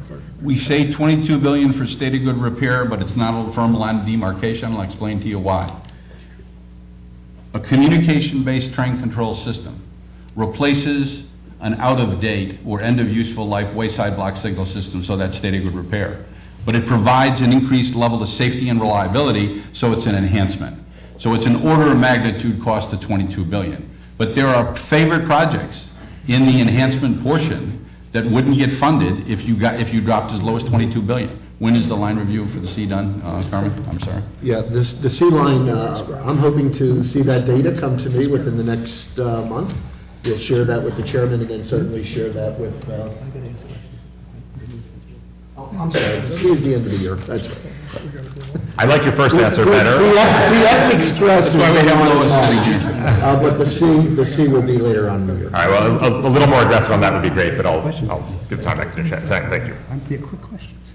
They're going to get done, though. Senator Golden, quickly. Thank you, Mr. Chairman. According to the, Senator Murphy, missed it, we put the lockbox into place. If we didn't put the lockbox into place, they just keep on sweeping the funds. We still don't have a complete lockbox that they stop sweeping the funds so that you can continue to keep that money in the system. We're going to continue to work with that. I didn't get an answer on the last question, my first question about the study on the express buses and the R train. I don't think we committed to a study, but we'll take a look at that. You did. We'll take a look at it and we'll get you an answer. Okay. The New York City mayor, did they cut their funding to the capital program? Historically, I'll let Bob answer the question, Bob. The level of funding that they have in the current budget is $40 million a year. We expect that there could be continued discussions with them, but that is lower than what they had in the last 5 years. 136, what was last year's? Last year was like $100 million, excluding the number 7 extension. I should point that out. So just the regular recurring, it was around $100 million. In our plan, we're proposing 125. 125. You're asking my colleagues here to put money in and turn around. You got to make sure that the city of New York is putting its fair share into this. All 4, that's why I said 4. It's federal, state, local, and also people who benefit directly and indirectly. I think my colleagues are a little shocked to hear it's only $36 million. The changes that you're going to make with the, on the buses, the express buses, are anticipating changes. Are they going to be community board approval, or because of safety are they as of right? On the changing the crosswalks and putting the... We normally go through a community board process along with New York City DOT, especially for SBS routes, but other routes as well. And we try to get their approval. We don't always get their approval. No, but that you're going to go through the community boards, but Yes, absolutely. you anticipate to do that. Yes. So there's a study underway for these crosswalk changes and removal of crosswalks, and you're going to come back very shortly with a plan. Yes? No? I'm not sure where that's coming from, but Well, I'm asking, you said you're going to change the crosswalks. No. What I said, where there's agreement between the Commissioner DOT, John Samuelson, and myself, we're going to look at issues where there's a high likelihood or frequency of turning accidents where someone gets stuck in a crosswalk. So when you The first change thing routes- is what can we do to eliminate the turn at that location? If we can't, then we'll talk about the idea of moving the crosswalk away from the intersection, where it's a safer location where there are no turns. Okay, last question, Mr. Chairman. And I want to thank you for being here, all of you again. I have to go to another meeting with the governor, and that's why I'm going to have to leave. But this question's important. It goes to the tolls on the Verrazano Bridge and others, $16. At this rate, in the next few years, it'll be over $20. People can't afford, and I perfectly understand Staten Island can't get off of that island. So I understand their issues, and they deserve the fairness that they do get from the MTA and from the city and state. But we too can't get on that island, so we have another issue going, and we need to be able to get relief on that. Port Authority obviously has a program that works where they give it, if you go over that bridge 3 times, it's a 58% reduction. Obviously, I would strongly suggest that the MTA look at that as well for the people that work and live and do business on Staten Island, so that we can not impact a family. It's if you're what do you call it, pass, Easy Pass, it's $16. If you are at Easy Pass, it's $10 and 66 cents. 58% reduction would bring it down to $6.70, and that's, you know, not interrupting the $5 charge that the Staten Islanders get for their benefits, which we believe they are entitled to and should keep. But that's something I'd like to see happen going forward. I understand. Thank you. Just one quick question for me. We talk a lot, and this is almost a follow-up on what Senator Gold was talking about. There are some bridges that are not tolled at this point in time. 59th Street Bridge, for example. If these untolled bridges were tolled, could we reduce the toll on the other bridges overall so that there's no net loss, and not necessarily just to increase funding, but just to stop bridge shopping, so to speak, which a lot of people do, creates congestion in certain areas. And we might be able to lower the tolls on some of these other bridges if we toll and figure it out so that you're held harmless, so to speak, with the money. That's certainly what Move New York says is the case. I think need to review the details to make sure that the net impact is what you say it is, which is neutral, but that's the proposal they have. What is your consideration? Have you considered this? Are you looking at this? We have been in dialogue with them throughout the entire process. We're concerned about the issue of whether or not the net impact is neutral or generates the revenue they say it does. Need to look at it from a standpoint of just due diligence. The issue of how much is set aside to maintain the bridges that are currently maintained by somebody else is key. I think when anybody inherits the responsibility of maintenance of an asset, you've got to know exactly what the nature of that asset is. We know what our assets are that Bridges and Tunnels owns, and we don't give a dollar away and fund other parts of the system as we do until we are assured that that asset is fully maintained and it's being replaced and its assets are being replaced. Right now, we're making hundreds of millions of dollars of expenditures to extend the useful life of the Verrazano Narrow Bridge for another 50 years, I believe. And Jimmy, do you want to add? That's correct, Senator. One thing we're secure in our knowledge, the assets that we maintain and control are in a very, very good state of good repair. And most importantly, to support mass transit over the last 2 years, funding from collection of tolls totaled about $2 billion. So we know what our assets are, we know the condition they're in, we know the revenue we collect and where the revenue goes. When you start discussing potentially tolling East River bridges, there are many situations that have to be vetted to determine what the asset will give you back in return, minus costs, minus repair, minus operating costs and capital costs. There are many things to be discussed. What I'm suggesting is discuss them. Let's not just talk about it, let's do it. I mean, if there's a potential out there We've to had ease this. discussions with them, we'll continue the discussions. I know, but I mean, it's got to come to a conclusion. I understand discussions, but it's got to come to a conclusion at some point in time that we do this. I do know people do shop for around. A lot of people will come to an area where it's not told. They want to save the $15, $16. I don't blame them.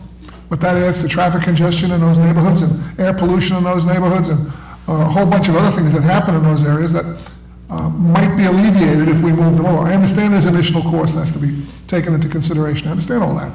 And I understand repair and maintenance and subtracting costs with potential profit. But let's get those studies done. How much time does it take to do a study on numbers? Let's work it out. Okay, gentlemen? Thank you. Second round, last round on this with this panel, please. Because we have a time problem and we have 3 other panels. Senator Martins, then Senator DeLon. Thank you. Let's take up where we left off, shall we? $32 billion in this 5-year capital plan, $3 billion for bridges and tunnels. We're $29 billion. You said $7 billion would be what we were going to borrow. But we have a $15 billion shortfall, don't we? Yes. So how does that get made up, and how does that factor into your $7 billion figure? Well, as I said, the current financial plan, which is the one that we presented, is $15 billion short. So of the funding that we have for you, $16 billion, $7 billion of that was bonding. It's an ongoing discussion that you clearly will be very much a part of in terms of coming up with how we're going to close that. To the extent that the state came up with more money, that would reduce the net deficit. To the extent that feds came up with more money, that's going to reduce the deficit. To the extent that the city, that'll reduce the deficit. We're also, again, pushing very hard to see what we can get from the private sector. So all I know right now is the deficit looks to be about $15 billion. How that's made up with, I don't know, but we did not put additional bonding on the table. I understand. So $7 billion plus the $15 billion for a total of $22 billion right now, since there doesn't appear to be another funding source until we're able to reach consensus on something. What is the current level of the MTA outstanding debt? $34 billion. $34 billion. In the history of the MTA, it's $34 billion, and you're conceptually asking for $22 billion for the next 5 years. I'm not asking for 22. Okay.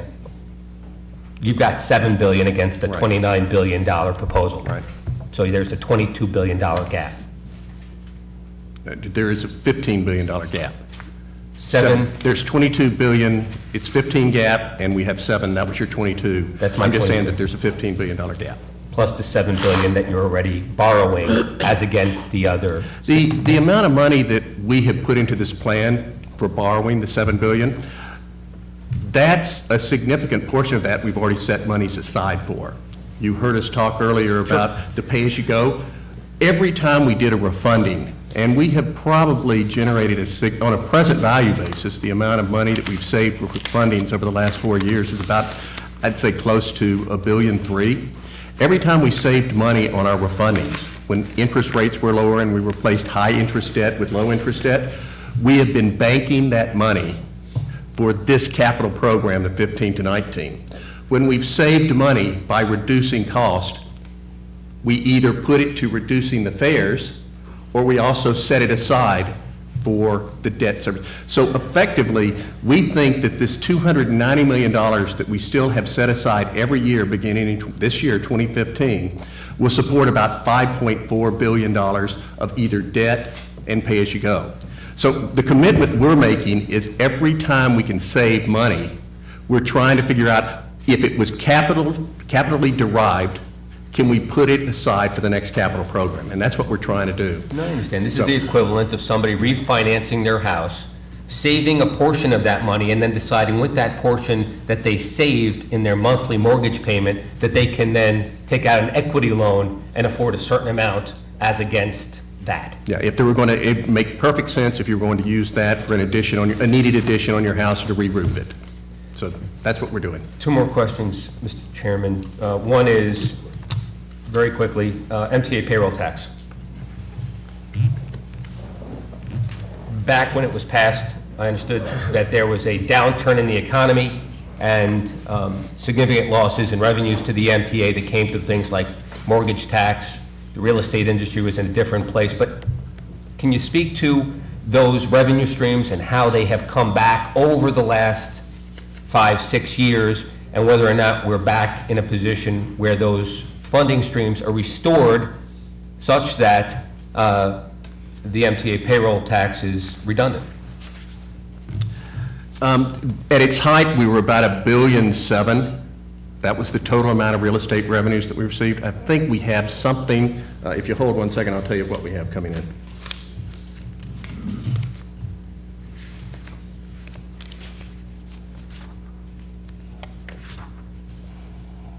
In the 2015 budget, we're talking about the urban tax, which is a real estate tax. It's some mortgage recording, and it's also the real property transfer. It's $675 million. And our mortgage recording tax, excuse me. And the mortgage recording tax is about $365 million. So we're a little bit over $1 billion. So we're still $600, $700 million short of where we were at the peak. Okay. And during that time, our costs have continued to go up. Sure. And just to highlight, or to piggyback on a point that Senator Golden and Senator Marcelino made, I understand, I see this figure a lot, this $1 trillion asset that we have that is the MTA, and I appreciate it.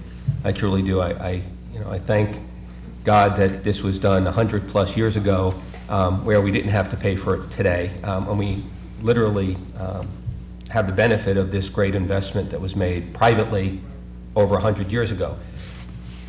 But when you come right down to it, it comes down to people's ability to use mass transit. And so if a peak ticket from Mineola to Penn Station costs me $20, if I buy it on the train, at some point, there's a cost that is just, it's impractical for a family to travel using the train, and we're being pushed into cars. And so when we consider the $1 trillion figure, I get it, but we also have to make sure that people can continue to use these trains, and it's becoming ever more expensive. And certainly we've discussed this in the past. These fare increases on top of fare increases are significant, and although we have to maintain it and maintain this system, I would just encourage you to take into consideration the actual cost to the users today. Not everybody is going into the city to work. Other people need to get into the city sporadically. We don't have the opportunity to buy these monthly passes. The idea is mass transit should be cheaper than the alternative, and when it's not, there's a real problem. And folks, I would suggest to you that we're reaching the point where it's no longer cost-effective for a family to travel using mass transit into the city. Thank you. Thank you. Senator DeLong. Yes. This year's executive budget proposes to repropose $104 million of surplus operating revenues into capital projects. However, the executive also reports that you will only realize $37 million this year. Where did the other $67 million go? Is it being swept? No, that's not a sweep. What they did is, of the monies that we received from the Metropolitan Mass Transit Operating Assistance Account, we call it MTOA, $104 million is being recharacterized as capital for us. We were expecting about $68 million of that to come to us as operating. there was actually $37 million more than we had anticipated receiving. So in one sense, we already had pay-as-you-go capital in our budget. So the $68 million that they have identified for capital, we'll just reduce our pay-as-you-go capital by that amount so that that money can go for operations. But the net effect of it is they are giving us $37 million more than we had expected, and that's been earmarked, designated for capital. Okay, thank you. Since safety has also been an issue here today, I know over the course of many years, subway entrances throughout the New York City subway system have been closed. Can you get us a list of those closed entrances? And for example, in my district, we have at least 10 stations that are closed, and in view of the increased ridership, would it be appropriate to reevaluate those closed entrances? And it's something I would like to work with you on. We'll get you a list of the closures, and we'll take a look at them in terms of reevaluation in terms of their opening. So we'll follow up. Yes. Thank you. Senator Harlan, thank you, Senator. Senator Hummel's not here. I'll take the second round. Squadron. Thank you. Let me come at this just slightly differently. We know the absolute minimum before the system starts to really fall apart, and we know that that'll happen quickly if it does. $32 billion was passed by the board, as you pointed out. In that $32 billion, do you see any wasted expenditures? No. None. Not at all. If you take a look at the Urban Land Institute report and you take a look at others that are third parties, compared against a $1 trillion asset, the size of the ask should be closer to $40 billion. There's a limit with respect to how much we could ramp up. $32 billion is a number that the board agreed upon as submitted by the staff in terms of this balanced approach to state of good repair, enhance, and expand. Great. And so, and you talk about expand, we're not talking about some skyway to, I don't even know. We're talking about Second Avenue subway that we've already invested a huge amount in, East Side access, 7 train extension. 7 train extension is already funded as Penn Access for Metro North. So we're talking, okay. Yes. For Metro North. Yes. And we're talking about things like countdown clocks so that people can make smart, informed decisions about which subway to get on. That's more in the enhanced part of the program, improve the level and quality of service. Great. And we're talking about making sure that we don't have cars and switches and third rails that break down. That's in the... that's in the state of good repair. Great. So I just want to be very clear. Yes. We cut that $32 billion. We're going to be cutting something that in your 40-year experience you think is valuable and important for the system. Yes. Okay. Thank you very much. I also just want to say briefly, I think we all know that, as the chair talked about, route shopping is going on like crazy. It goes on across my district in Broome Street, it goes on through my district in Brooklyn Heights, and so I think we do know that's a huge problem that we need to... Route shopping or bridge shopping? Bridge shopping. Okay. Thank you. Thank you, okay, Thank you. Thank you. Gentlemen, I appreciate your time. That's the last question for this panel, and thank you very much for coming, Tom. Thank you. Look forward to hearing from those reports that you could send to us. We'd appreciate that. Yes, and we'll bring Pat out to meet with you. Thank you. He really wanted to be here today. Wishes, send him our best wishes for his life. The next panel is William Henderson and Ellen Shannon. Best wishes.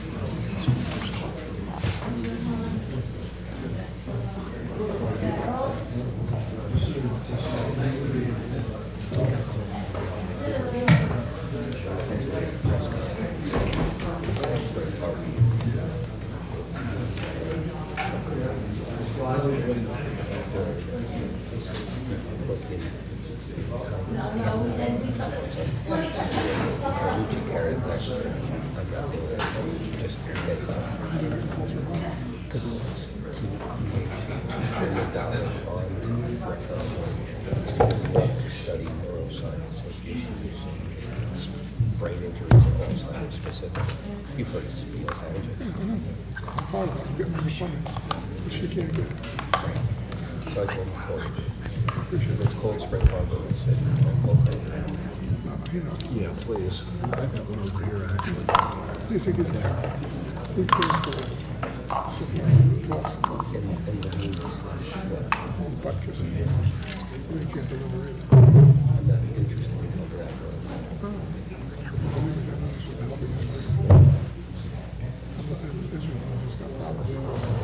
He's not very good.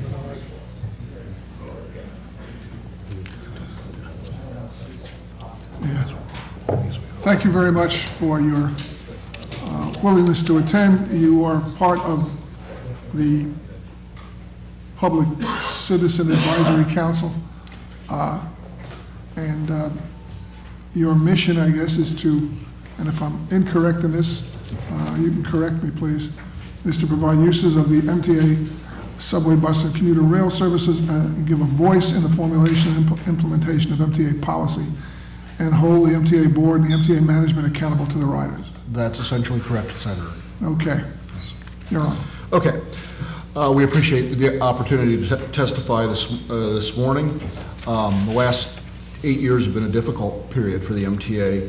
It's hard to conceive that riding high in the revenues from dedicated real estate taxes, the MTA in 2005 and 2006 was able to offer riders a holiday bonus that included half fare on weekends, bonus days on Metro cards, free off-peak tickets on and free off-peak tickets on commuter railroads.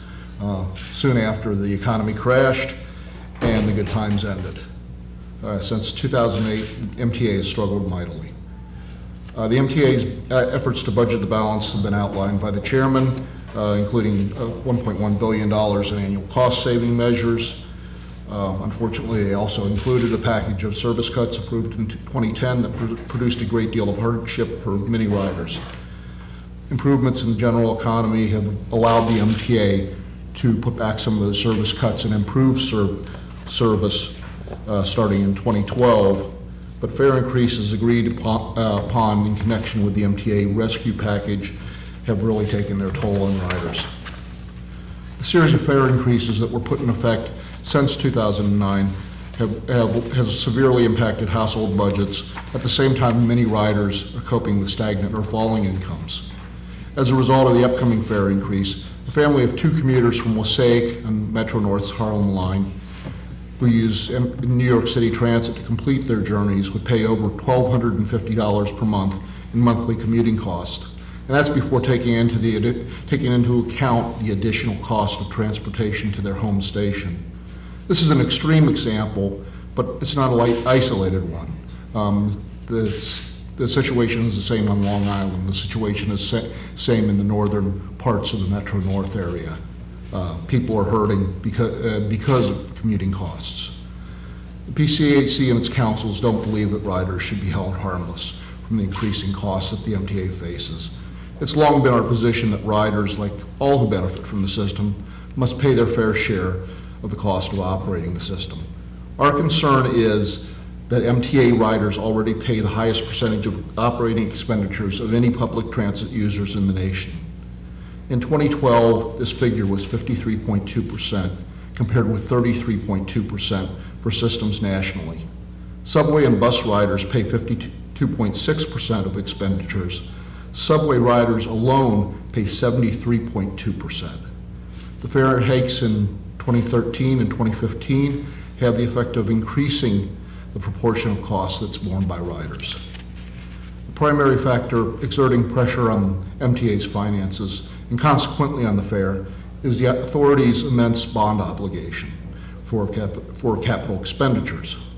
We continue to be concerned about the MTA's debt load, which as of the end of last year, as the chairman said, topped $34 billion. The MTA expects its annual debt service expenses to rise from $2.3 billion in 2014 to $2.9 billion in 2018. To put it in perspective, the 2018 debt service that the MTA has to pay will amount to over 49% of the fares that it collects. Increasing the burden without new revenues to meet debt service needs is not a viable option. The challenges facing the MTA system demand a balanced approach. But one thing that's out of balance is the authority's spending on capital investments. The MTA spending on capital investments is programmed through a series of 5-year capital programs.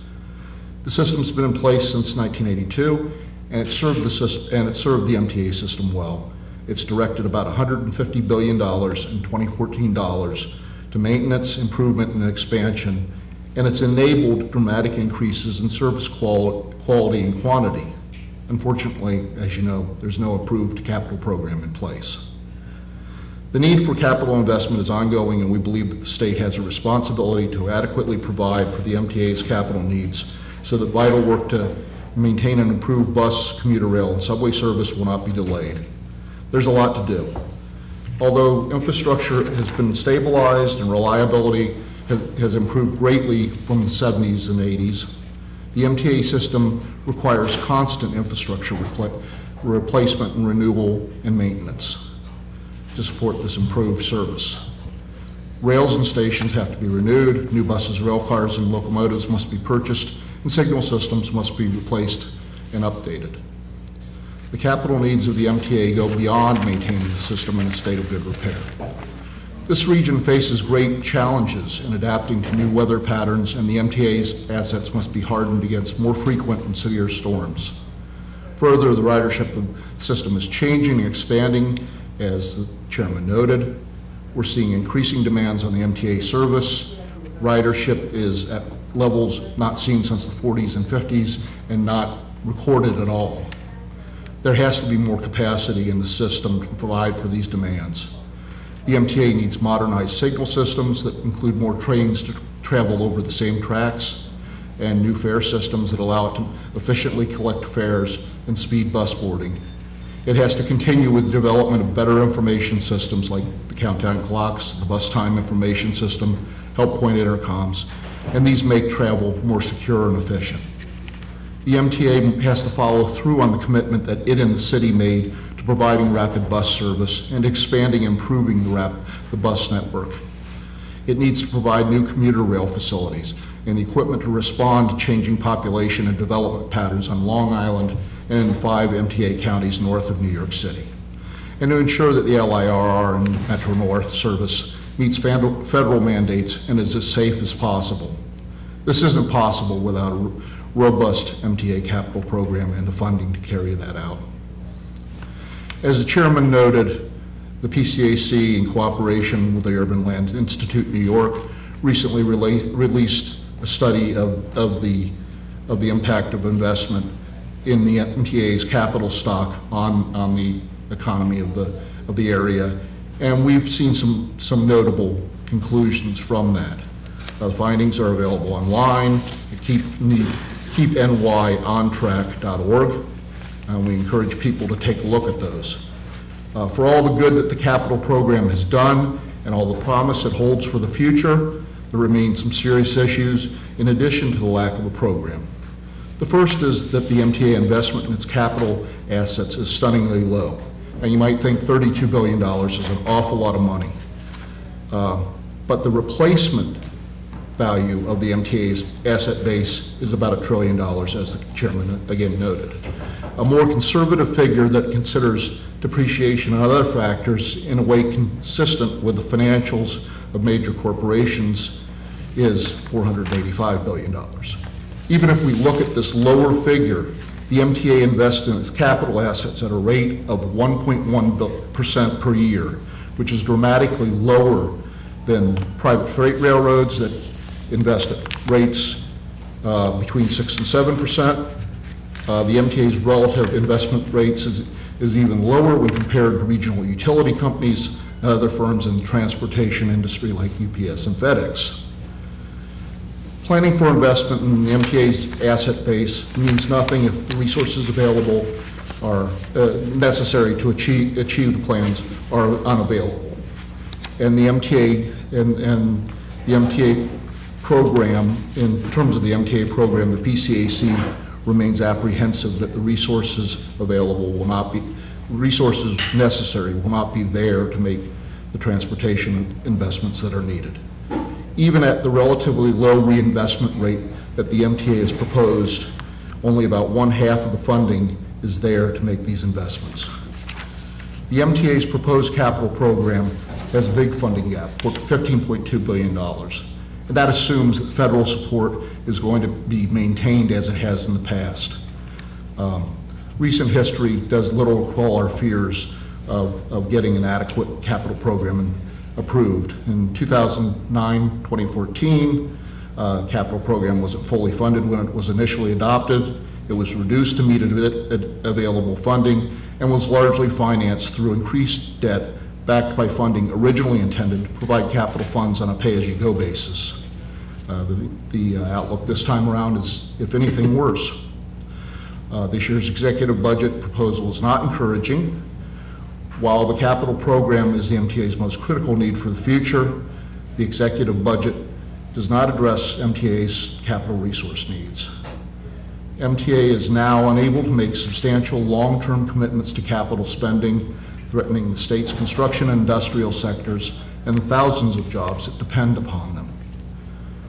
We continue to be concerned by the ongoing diversion of revenues from dedicated transit funds to uses other than those for which they were originally intended. We've heard about the executive budget taking $121.5 million in transit revenues from the MTOA fund and using it to fund new capital expenditures. We also have heard last year about a diversion of dedicated funds found in use of $20 million per year of MTOA funds to pay off state service contract debt. And this is scheduled to be repeated every year through 2019. An improving economy is strengthening the MTA's financial position, but this positive development could be short-lived without adequate financial support from the state. The system is simply not in a position where it can afford to lose revenue sources without some kind of replacement revenue. The MTA's adopted budget projects a closing cash balance of only $64 million for 2015. That's a lot of money, but it's a razor-thin margin for an organization with an annual budget of over $13 billion. And it's less than 1/2 of 1% of the MTA's total expenditures. Because the budget is so precarious, funding stability is critical. The PCAC has for many years called upon our elected officials to provide the MTA with a balanced package of funding sources that, taken as a whole, are stable, reliable, and able to grow in line with the increased cost of providing the transportation sources that are services that are needed. We continue to believe that safeguards such as a meaningful lockbox for dedicated funds should be in place to prevent raids on MTA funding. While there's reasons to be cautiously optimistic, changes can be quick. Many of us remember that, as I said before, that the MTA in 2005-2006 had plenty of money, and that evaporated very quickly in the financial crises of 2009 and service cuts and funding cuts in 2010. Without new funding, the only way to fund the capital program will be more bonding against additional revenues. But it's not reasonable to ask an entity that can't meet its full operating costs through the fare box and can only with great difficulty produce a self-sustaining budget to fund capital expenditures through bonds. This strategy will only increase the MTA's debt load of $34 billion and further increase the annual debt service projected to reach $2.9 billion in 2018 and amount to over 49% of fares collected. We believe that the state must return to its legacy of support for the MTA and ensure that funding for the 2015-2019 capital program will not put pressure on the MTA's operating budget or on its fares and tolls. Along with riders, those who receive advantages from the MTA system also include motorists, business and real estate interests, and all who depend on the economic viability made possible by the MTA system. These persons and entities have traditionally paid their share of the cost of operating the MTA through a series of dedicated taxes and state general fund appropriation. And the state must now take a fresh look at funding sources that are tied to benefits that the system generates. Creating this strong and equitable funding structure for the MTA may include consideration of measures such as the rationalization of bridge and tunnel crossing charges to generate additional toll revenue, or reducing the negative impacts of bridge shopping on neighboring communities. And you'll hear more about this, I'm sure, in Mr. Matheson's presentation. Revenues could also be increased through adjustments to some of the existing revenue sources, uncapping some of the revenue sources that are currently capped. Another possibility is capture of a portion of the value created through the construction or improvement of transit facilities through special assessment districts or other means. The state once before rose to the challenge of rescuing the MTA from its financial crises. And we, again, ask for you to rise to this challenge and create a more usable and efficient system. The downstate region in our state would not exist in their present form without public transportation service provided by the MTA and its operating agencies. It's only proper that those that are benefited by the system provide for its support.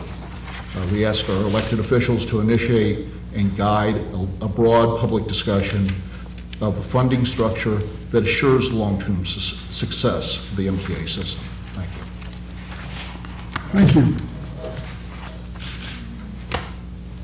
I just questioned that does the PCAC support the MTA's policy of increasing fares and tolls every 2 years? We support the policy of the riders being one of many funding sources that meet increasing costs. What we don't like is that the riders are being asked to pay an ever-increasing proportion of the cost of providing service. Whether it's, there is some merit in doing fare increases every 2 years. I won't deny that. It's better than the system that prevails, say, in New Jersey, where you don't have any fare increases for 10 years and then you have a whopper, a 25% increase, I think, the last time they did it. That's really tough on a budget. If your subway fare is going up a quarter every 2 years and maybe every 4 years because you're alternating the passes and the cash fare, that's a little bit easier to handle on the budgetary side. I mean, somebody's got to pay for this, Senator. And we don't think that riders ought to be exempt. But riders shouldn't, by the same token, riders shouldn't be taken advantage of. Riders should continue to bear more and more of the cost. Well, the reason I raise it is the fares and tolls, as you will know, will be going up an average of 4%, which is, 2% annually later this month. The previous increase took place in 2013 at 7.5%. Yeah. And the next increase is scheduled for March 2017, 4%. And until the current increase, the MT fare and toll increases over the past several years have significantly exceeded the inflation rate. So that's correct. By that, in your opinion, is the MTA doing a good job? I think the MTA is doing what it has to do. Unfortunately, there's basically only two things that the board can do to improve its financial position. One is increase fares and tolls. The other is cut service. I think in the absence of other funding, do we reach a point where we drive people out who need the service? Yes. And do we reach a point where if we keep cutting and cutting and cutting, we're going to drive people out and put them yes, where we don't want them back in their car? Yes, we do, and I think we drive people out who are like you say, the household that's paying $1,250 a month to commute. You're driving those people out. You're saying, don't work in the city anymore because you've got to generate a $15,000 nut in after-tax income just to pay your commuting costs before you get $1 to put in your family's needs. Where I live, the average income, then we'll move on to another question, but the average income is about $60,000 a year. use of the Long Island Railroad to the city, and then with a subway card, because they're going to need one. After that, maybe a cab. We're going to run about $5,000 annually. Yeah. That's a pretty big chunk of your money, and then you're living on the rest. Well, that doesn't even get the food and fuel and heat, which is, by the way, absent in this room. Yeah, it makes it very difficult, and you know it's compounded by the fact that folks tend to move out farther to get more housing value for their money. Absolutely. Which increases their transportation costs. So folks that are out in Smithtown. I use where I live because it's Center Island. Yeah. Basically. Yeah, I mean the folks that are living out in Smithtown probably are. You know, they may enjoy the area, but they may also enjoy the fact that they can actually buy a house that they can afford out there, rather than a little bit closer in. I hear you. Senator Martins, and we've been joined by Senator Felder, who can prepare his questions. Well, thank you both for being here. One of the concerns I have is, as we go through this process of capital reinvestment in the MTA, and we all understand how important the MTA is as an asset and an economic engine, but I always get the sense that these reinvestments, rather than just being maintenance, are upgrades. And although upgrades are fine, if we can afford them, that oftentimes the same thing can be done for far less if we're just talking about maintaining a system as it currently stands, and we understand that people can't afford to continue to pay ever-increasing costs. I don't live out in Smithtown. I'm from Mineola. And so, you know, the cost of someone traveling to the city during peak hours is significant. It is significant, and if you add a number of people, and if a family goes in, and I made the point before, it becomes prohibitive. So, do you, as part of the PCAC, evaluate not only the investment in infrastructure, but also qualitatively what types of investment they're making and whether or not it is justified or reasonable to do it at this point? Sure. In this report that we partnered with the Urban Land Institute on, we looked at the global competitiveness. So what are other systems doing? We also looked at the sustainability, and particularly after Sandy, the need for upgrades has become that much more important to try and make the system a much more resilient system. And so in light of those two things, and then there's a third factor that they need to accommodate, is it gets very hard getting replacement parts in doing it the way it used to be done, whether you're upgrading your switches, which is a major need right now on a 100-year-old system. And so those three factors make it so they're not really luxury items, they're items that are necessary in order to keep up and make it a system that functions as well as possible. So that's I think I'd add to that some of these upgrades are necessary for the demands that are being put on the system, and I mean that in terms of quantity and in terms of quality. The signalization improvements that the MTA is moving forward on are absolutely critical to putting more trains out on the same amount of track. We're not going to, with some limited exceptions, we're not going to be building many new subways. We have to move more people through the existing subways, and the only way you can do that is by improving signalization. You know, basically getting more trains on that same piece of track. The other thing is people are conditioned to want more information. So, you know, it used to be okay to lean over the track and look for the light down 3 or 4 stations down the track. Now people want to know when the next train is coming, how many minutes am I going to have to wait. A lot of that has to do with the information age. But if you look at the reaction people have had to the countdown clock technology, it's been overwhelmingly positive, and actually has been one of the things that I think has has improved people's view of the transit system more than any other element. What happened with those countdown clocks is that they were basically an add-on to a system of train control.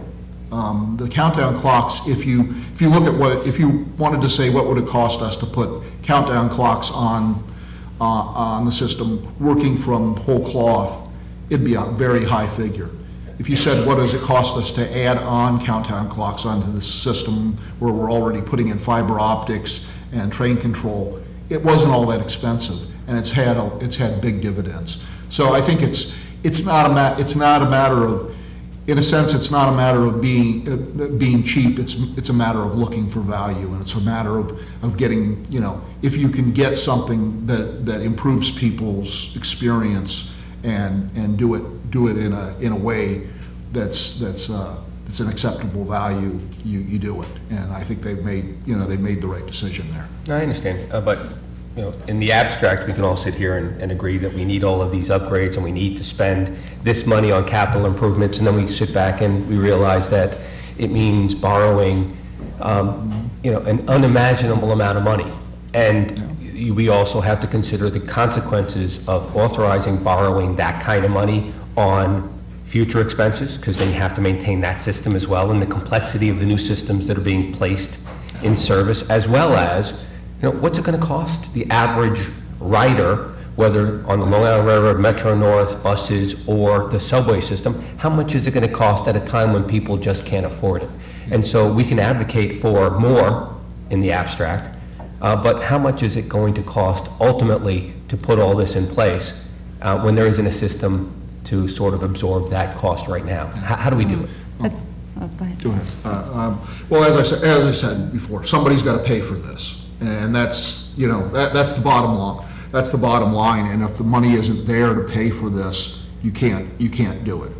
However, there are some. However, a lot of the money that's in the capital program is absolutely necessary for the system to operate. If you don't spend it, the system will begin to break down, and begin to break down fairly quickly.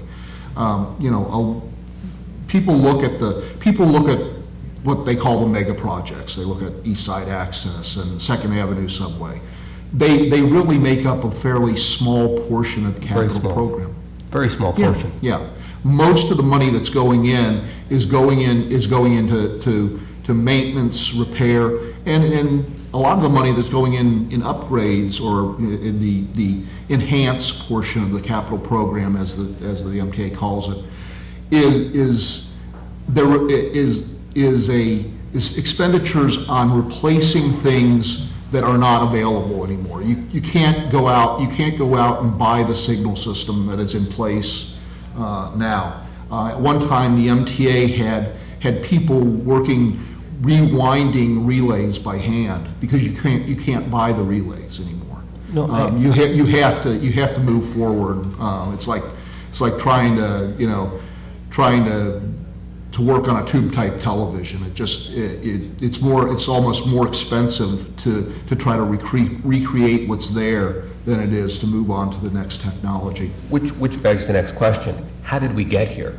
I mean, how did we get to such a state of disrepair when we want to reach a state of good repair? How did we get to such a state of disrepair where we're looking at the potential of borrowing that much money, literally doubling the amount of outstanding debt for the MTA that they've acquired over their entire history, doubling it in the next 5 years? And has there been a lack of attention to these details over the history of the MTA that now places it more in focus for this next 5-year plan? Well, one thing I'd say is the quality of the system has been improving from the beginning of the capital programs up through the present time.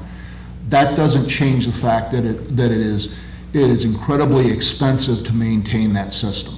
I mean, we're talking about talking about a huge asset. $1 trillion, if you want to take the chairman's view of it, $1 trillion. If you want to take an accountant's view of it, it's $482 billion, half a trillion dollars. It's still huge. And what we're investing in maintaining that system is at the lower number about 1% of its value.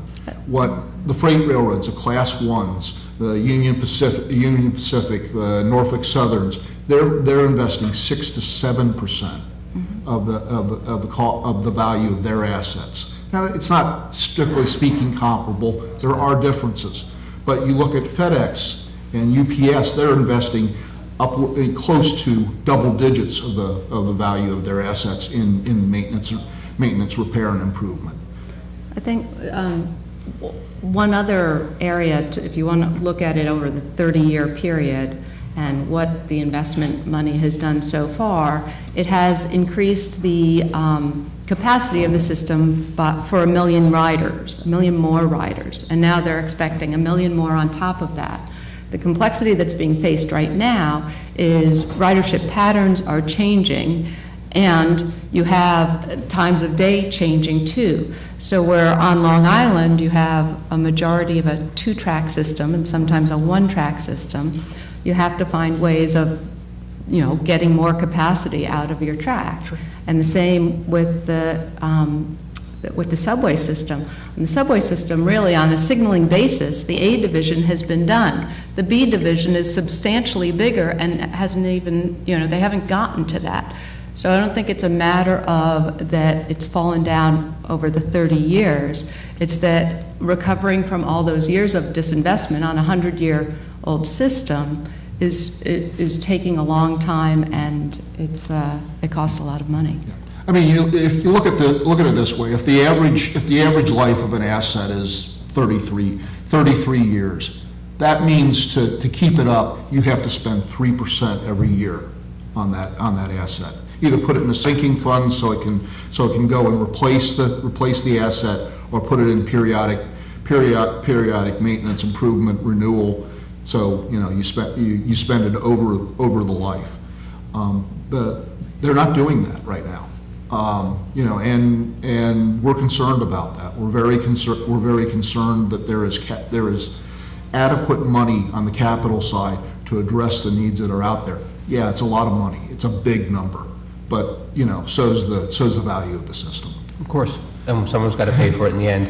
The only other thing I'll leave, and it's more of a rhetorical point than anything else, if there's going to be a $30 billion investment over the next 5 years, and then we can prepare for another $30 billion investment the 5 years after that, this is not a cure-all or a fix-all. This is just another step along the way. And so the commitment that needs to be made for this 5-year plan also has to be made in the context of the next 5-year plan and the one after that and the one after that. And if we're in a position where we're going to be borrowing tens of billions of dollars every 5 years, how much can the system sustain in terms of debt load, and how much can we expect our riders to have to pick up if we consider that if we make this investment, then we have to make the next one, and if we make this one, then we can't afford not to make the next one, and it's a self-perpetuating, self-perpetuating reality that is going to add cost to the bottom line and increase fares to a level that is unsustainable. And I'm concerned about that because we're only talking about the next 5 years, but inherent in our discussion is a much longer commitment and much more expensive commitment. I absolutely agree with that. We're going to have to leave that as a rhetorical question. Okay, I'll leave that agreement. Senator Phillip? No, you don't have to. I know I don't have, I just wanted to say that I apologize for not getting here earlier. No, it's such an important issue. I want to thank you both for all the work you're doing on this issue. Thank you. Thank you, Simca. I just have one quick question. I'm not looking for a lengthy answer on this. Yes or no would be even great. Should the city increase its contribution from 100 million to 125 has been proposed? Yes. The city was contributing much more in the past and should return to a pattern that reflects that reality. Thank you very much for your time. Thank you. Appreciate it. The next group is LaTanya Crisp-Surrey from the Transit Workers Union, Dr. James Milius from the New York State Laborers, and George Tricchio from the New York State Laborers, Local 1298.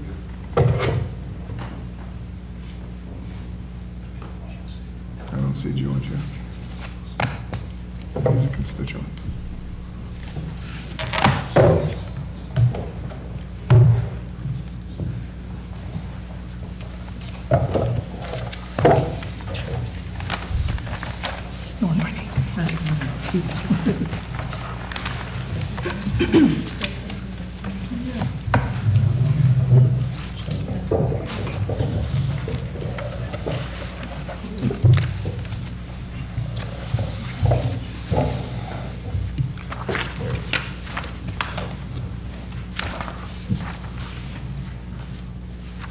Go ahead, John, and lady. Come on. Good morning. My name is Latanya Crisps Ray. I am the Recording Secretary of Transport Workers Union Local 100, the largest transportation union in the nation, which represents 40,000 bus, subway, and bike share workers throughout New York City and Westchester County. I want to thank Senator Marcelino and Senator Robach for giving me the opportunity to provide testimony on the Metropolitan Transportation Authority's Budget and Capital Program. The purpose of my testimony is to encourage the full funding of the MTA's $32 billion capital plan. As a bus operator, I have firsthand knowledge about the need for the government's full financial backing of the MTA capital program. As you all know, it is imperative that we keep New York's economy moving forward.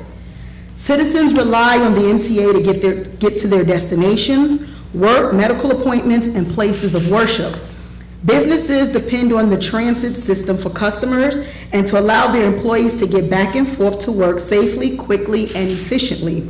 Students rely on the MTA to get to school, to further their education and strengthen our city and state. Let's talk about public transportation and why it's important. The MTA's 4-year, $32 billion capital plan entails critical investments to maintain $1 trillion in assets and to expand the system.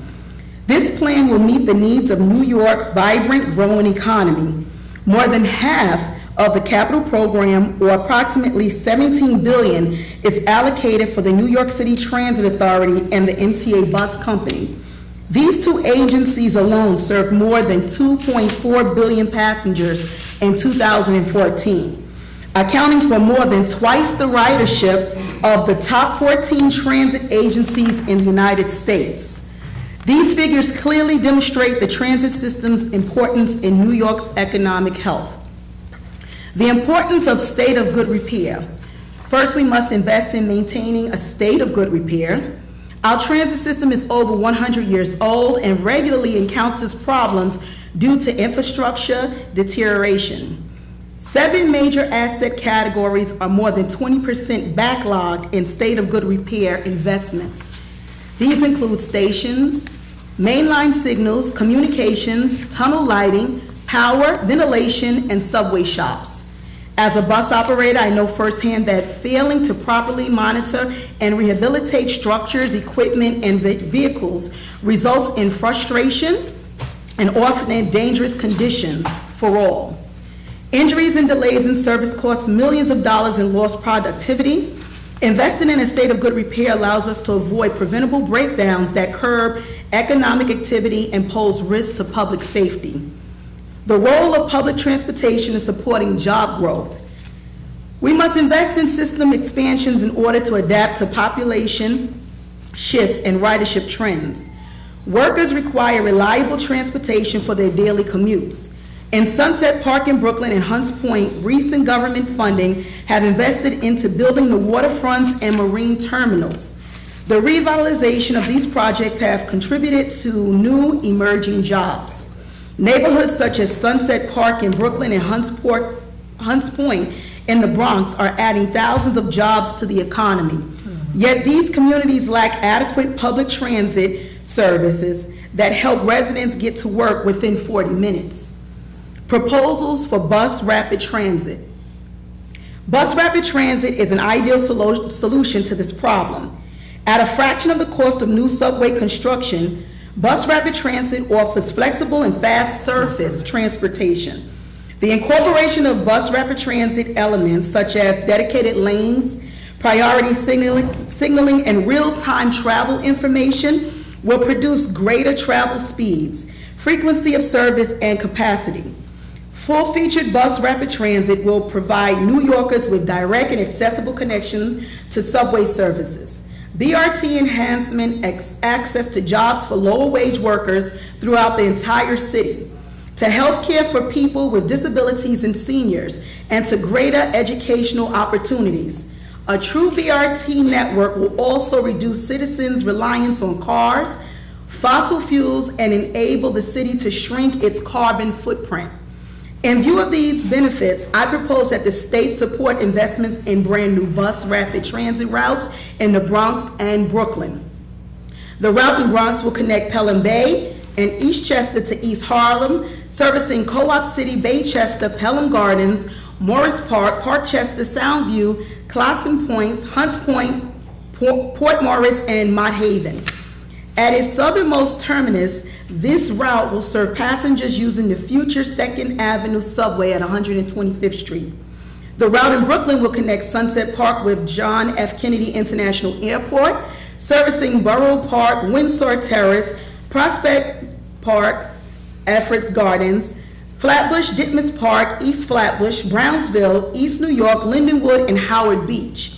Both of these routes will link residents in transit underserved communities to major hospitals such as Jacobi Medical Center and Kings County Hospital, which are key centers of employment in the healthcare sector.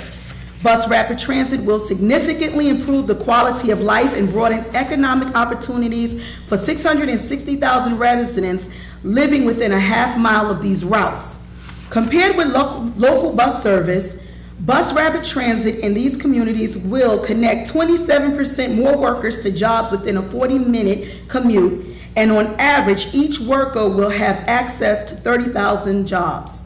It should be noted that more than 60% of the workers who live along the proposed BRT routes earn less than $37,000 a year. However, enhanced funding for the BRT would allow the average low-income worker traveling to over 20,000 jobs for which they qualify. A good return on investment.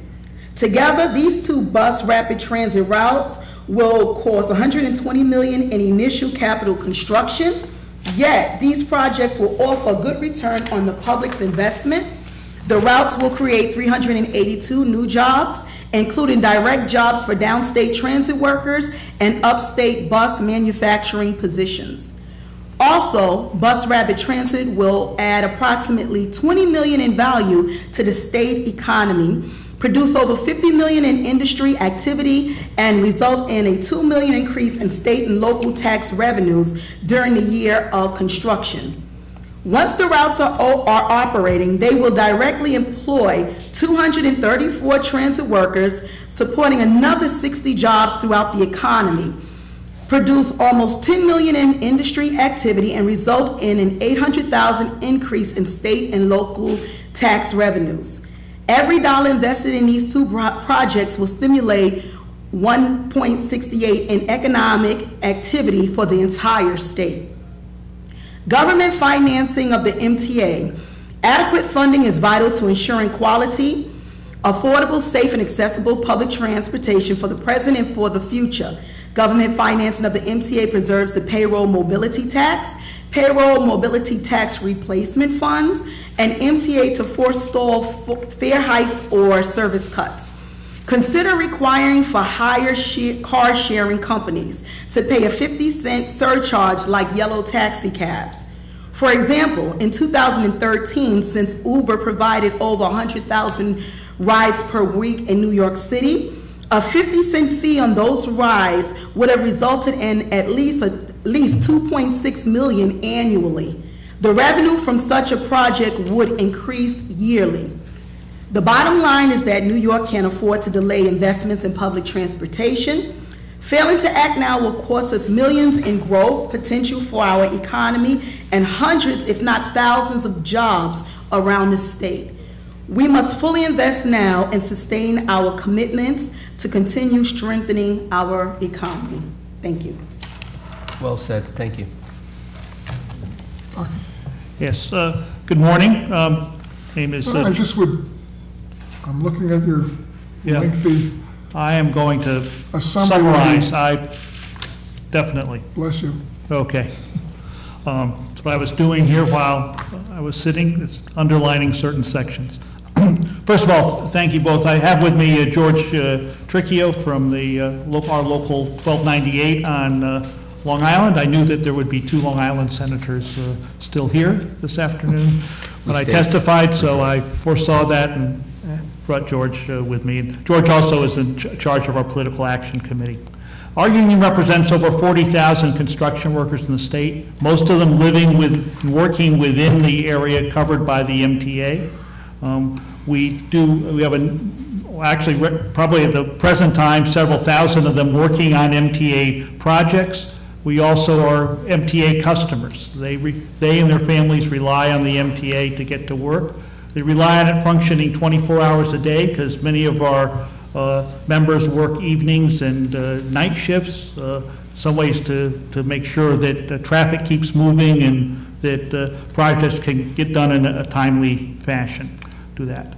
We are very supportive, obviously, of the need for an MTA capital plan, and we think that what's contained in the current capital plan is both reasonable and appropriate given the great needs of the MTA for increased investment. As we've already heard, many years of inadequate funding have left a large backlog of work, and we can't go back and undo what's happened before, but we certainly need to maintain investment and maintain and the growth and the importance of that system means that we need to continue investing in a capital plan as well as into the operational side of the program. Right now, we're at a stage where I think in the last several years our citizens and people throughout the state and the country understand the need for more capital investment in our infrastructure.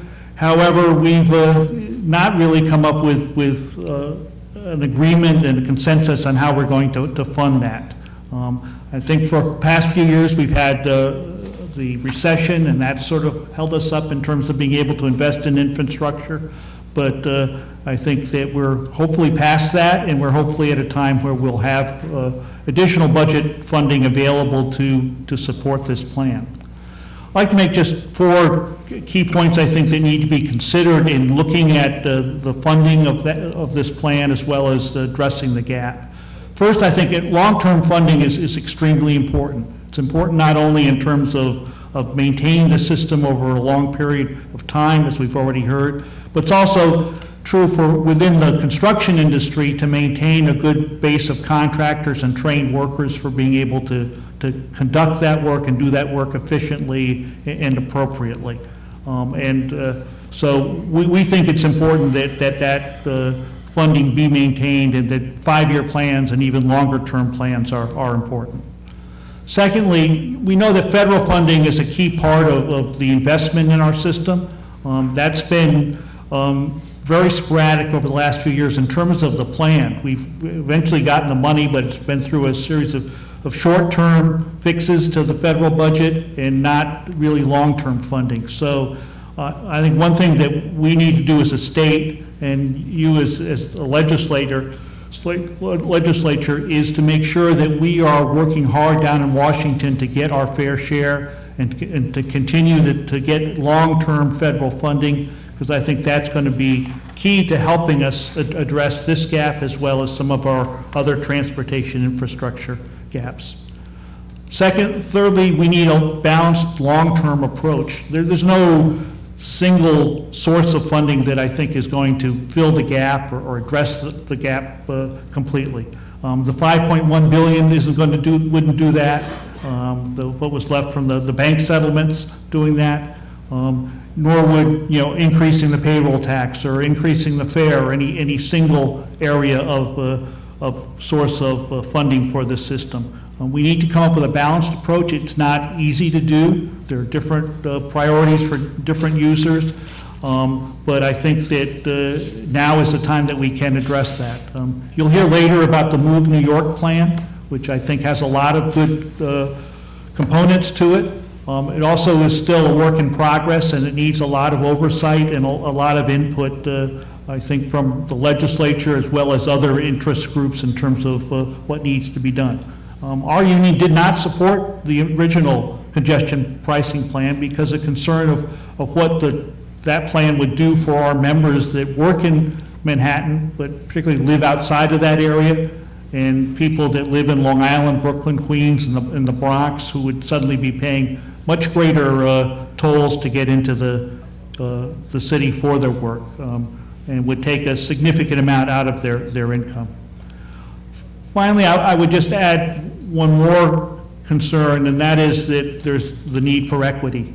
We have other infrastructure needs. Our roads and bridges need more investment. Our water infrastructure, sewage treatment, we have aging utility, gas pipelines, electrical systems, and so forth that they also need a significant amount of investment. That investment is in many billions of dollars. It's not going to be, obtained overnight, but we need to balance what we do for the MTA, what we can do for roads and bridges, and what we can do for these other infrastructure needs. And let me end there, and I'd be glad to answer any questions. Thank you. Thank you. Jack? No, I think your point's well made. The MTA is critically important, but so are roads, bridges, and the need to continue to maintain the infrastructure that currently exists. And balance. Balance is extraordinarily important. But I did appreciate the comments with respect to the bus rapid transit and the need to reinvest in infrastructure for mass transit. So thank you very much. Thanks for your comments. I think that's the general concern that we all have here, that one of the purposes of this hearing is to take a look at the governor's proposals. In his budget, how can we, lack of a better word, fix? I don't like that word. It implies it's broken, and it isn't. Should we add to it? Should we readjust? Should we realign some of the expenditures that were proposed? I don't know. We're looking at that now, so it's something that we need input on. Just a quick question. What suggestions might you offer, if you can be a little more specific, relative to that $15 billion gap that you heard about in the MTA's proposed $32 billion 215 to 219 capital program? How might that be funded? If we eliminate that. I think we need to look at a balance. It's already been discussed here. New York City needs to invest more in it. I think, frankly, the state has, where the state will, what particular sources. I think politically, and it's difficult with the issues like the payroll tax, as you both know, and I know I live in Columbia County, just north. We're not included in the district, but areas below us are, and there's concerns there about it. We need to see where the federal funding will come from. But I think we need an overall, we have to look at the gas tax, what can be done, motor vehicles taxes or other petroleum taxes to support our infrastructure. And I think there are sources like that. And frankly, at this point in time, I think we have to take a serious look at things like congestion pricing or tolling the East River bridges and coming up with an equitable system that spreads the costs of the system around the entire, all the users. And to the extent we can, and it's not easy to do, but I think it needs to it's not easy be done. Because ultimately we all know that the buck stops with the individual taxpayer. Yeah, oh yeah. No matter where you get the money, it's all going to come out of somebody's pocket. If it's either the right pocket, left pocket, or the back pocket, it's all coming out of the taxpayer's pocket. So that's ultimately the end of it. Yeah. Thank you very much for your information. It goes into the record. We appreciate your time. Okay, thank you. Thank you both. Thank you. Nadine Lemon and Alex Mathiasen, New York and Federal Policy Coordinator for the Tri-State Transportation Campaign and the Campaign Director for Move New York. All right.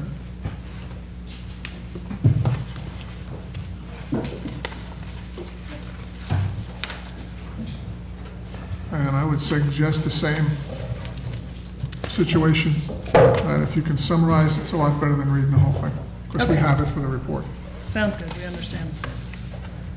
My name is Nadine Lemon, and I am the New York and Federal Policy Coordinator for Tri-State Transportation Campaign. TSTC is a nonprofit policy and advocacy organization working for a more sustainable transportation network in New York, New Jersey, and Connecticut. I'm also testifying on behalf of the Empire State Transportation Alliance, a broad-based coalition of businesses, civic, and labor groups that came together in 1995 around the Transportation Bond Act to advocate for the MTA capital plan. We support a fully funded MTA capital program at $32 billion as proposed by the MTA, and that is $22 billion for state of good repair, and also an additional $1 billion for the upstate capital program for transit. We're very pleased to hear the governor's state of the state that he supported several key components of the MTA's capital program, including the completion of 2nd Avenue subway, construction of Metro North's Penn Access project, and purchase of new rail cars and buses. Yet much more remains to be done. While the MTA capital proposal represents a significant number, it still falls far short of what is generally acknowledged by the comptroller and other transportation experts as to what is needed to keep the New York's most valuable economic asset in a state of good repair and to continue modest expansion. It also must be considered in the broader context of the value of the economic health of its service region, with more than 14 million people, 7 million workers, and generating $1.4 trillion in GDP every year. Moreover, maintaining the MTA system contributes significantly to the upstate economy, given the number of suppliers and value-added services that exist in upstate New York to support the MTA's capital plan. As in prior years, the 2015-2019 capital plan anticipated to be funded through a combination of revenue-backed and direct capital support from federal, state, and local partners. But the MTA cannot rely exclusively on these revenue sources to address the $15 billion gap that we've been discussing. With a full 17% of the MTA's operating budget, some $2.2 billion a year, already committed to pay debt service on bonds issued for previous capital programs, further borrowing would result in unsustainable pressure on existing fares and tolls. New, stable, and dedicated revenue sources must be found. We strongly support a commitment of $1 billion to maintain and improve the transit systems in New York State. Transit ridership is on the rise across the state, and fleets and facilities from Albany to Buffalo to Syracuse need additional investment to accommodate growing demand.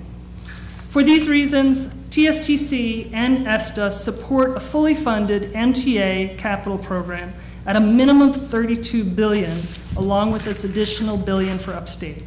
And there are viable funding options that exist to support these initiatives. We urge you to identify new revenue sources to fill any funding gaps. Now, we've attached to our testimony a 2-page memo that outlines new revenue options. And another potential revenue source that's not listed in this memo is the Uber fare surcharge that has been mentioned already today, a source that could bring in $90 million in annual revenues. Any new revenue sources should meet the following criteria. New revenue should be balanced among all indirect and direct beneficiaries of the system, given the importance of the system to the region. New revenues must not replace nor reduce existing dedicated revenue sources, including the payroll mobility tax, fuel taxes, and other dedicated revenues. New revenues must be adequate to underwrite the 5-year capital program and should not, whenever possible, lose purchasing power over the course of the program. A mechanism should be created to ensure new revenues are used exclusively to finance MTA capital projects. Road and bridge projects should be included in revenue scenarios to ensure funding equity for other regions' modes in the state. Most, if not all, of the options listed in this memo could be further leveraged by issuing bonds. Almost $1 billion in bonds can be issued for every $62 million in new annual recurring revenues raised. And in answer to your question, Senator Marcelino, yes, the city should raise their contribution. Well, you just took away my question. Sorry? You just took away my question. Thank you. Thank you for the opportunity. There's one very good revenue option that Alex will help you. And I'll mention at the outset that ESTA, the Empire State Transportation Alliance, does also support the Move New York fare tolling plan. So thank you, Chairman Marcelino and Senator Martins for hanging around. We appreciate that very much. I am going to just read from notes. I'm not going to read a prepared statement, so hopefully it'll go a little quicker. But I will just warn you that there's quite a lot of detail to this plan, so allow me a little bit of time. So my name is Alex Mathis. I'm the president of Blue Marble Project, which is an environmental consulting firm, and I'm the director of the Move New York campaign and coalition on whose behalf I'm testifying today. Move New York is a campaign, it's a region-wide campaign that is dedicated to coming up with a new, dedicated, sustainable, recurring revenue source for the MTA region and also for the city's roads and bridges. And we were founded in 2010 in response to the growing transportation crisis that we've seen in the form of reduced service, pothole-ridden roads and deteriorating bridges, and a lack of sustainable funding sources going forward. New York is facing a transportation crisis, and I don't think that we can expect to thrive and compete as a region and as a state with a system that struggles to meet the standards that other global cities surpassed decades ago. The $32 billion that Chairman Prendergast and others have talked about, most experts agree that that's at the low end of what's required to not only maintain the system, but to bring it up to 21st century standards. I think we all agree that there are other cities around the world with whom we compete are way ahead of us in terms of investing in their transportation infrastructure. So Move New York has put forward a fare tolling plan that would fully fill the $15.2 billion funding gap that the MTA is currently facing with their 2015 to 19 capital plan. It would slash tolls in the outer parts of the city. That's essentially the MTA's outer bridges, which is the Verrazano, Throgs Neck, Whitestone, Triborough, 2 Rockaway bridges, and the Henry Hudson Bridge. So those 7 bridges would not go down by a token 25 cents or 50 cents. They would go down by nearly 50%, $5 round trip off of the major bridges, $2 round trip off of the Rockaway and Henry Hudson Bridge. The significantly reduced traffic is another benefit of this.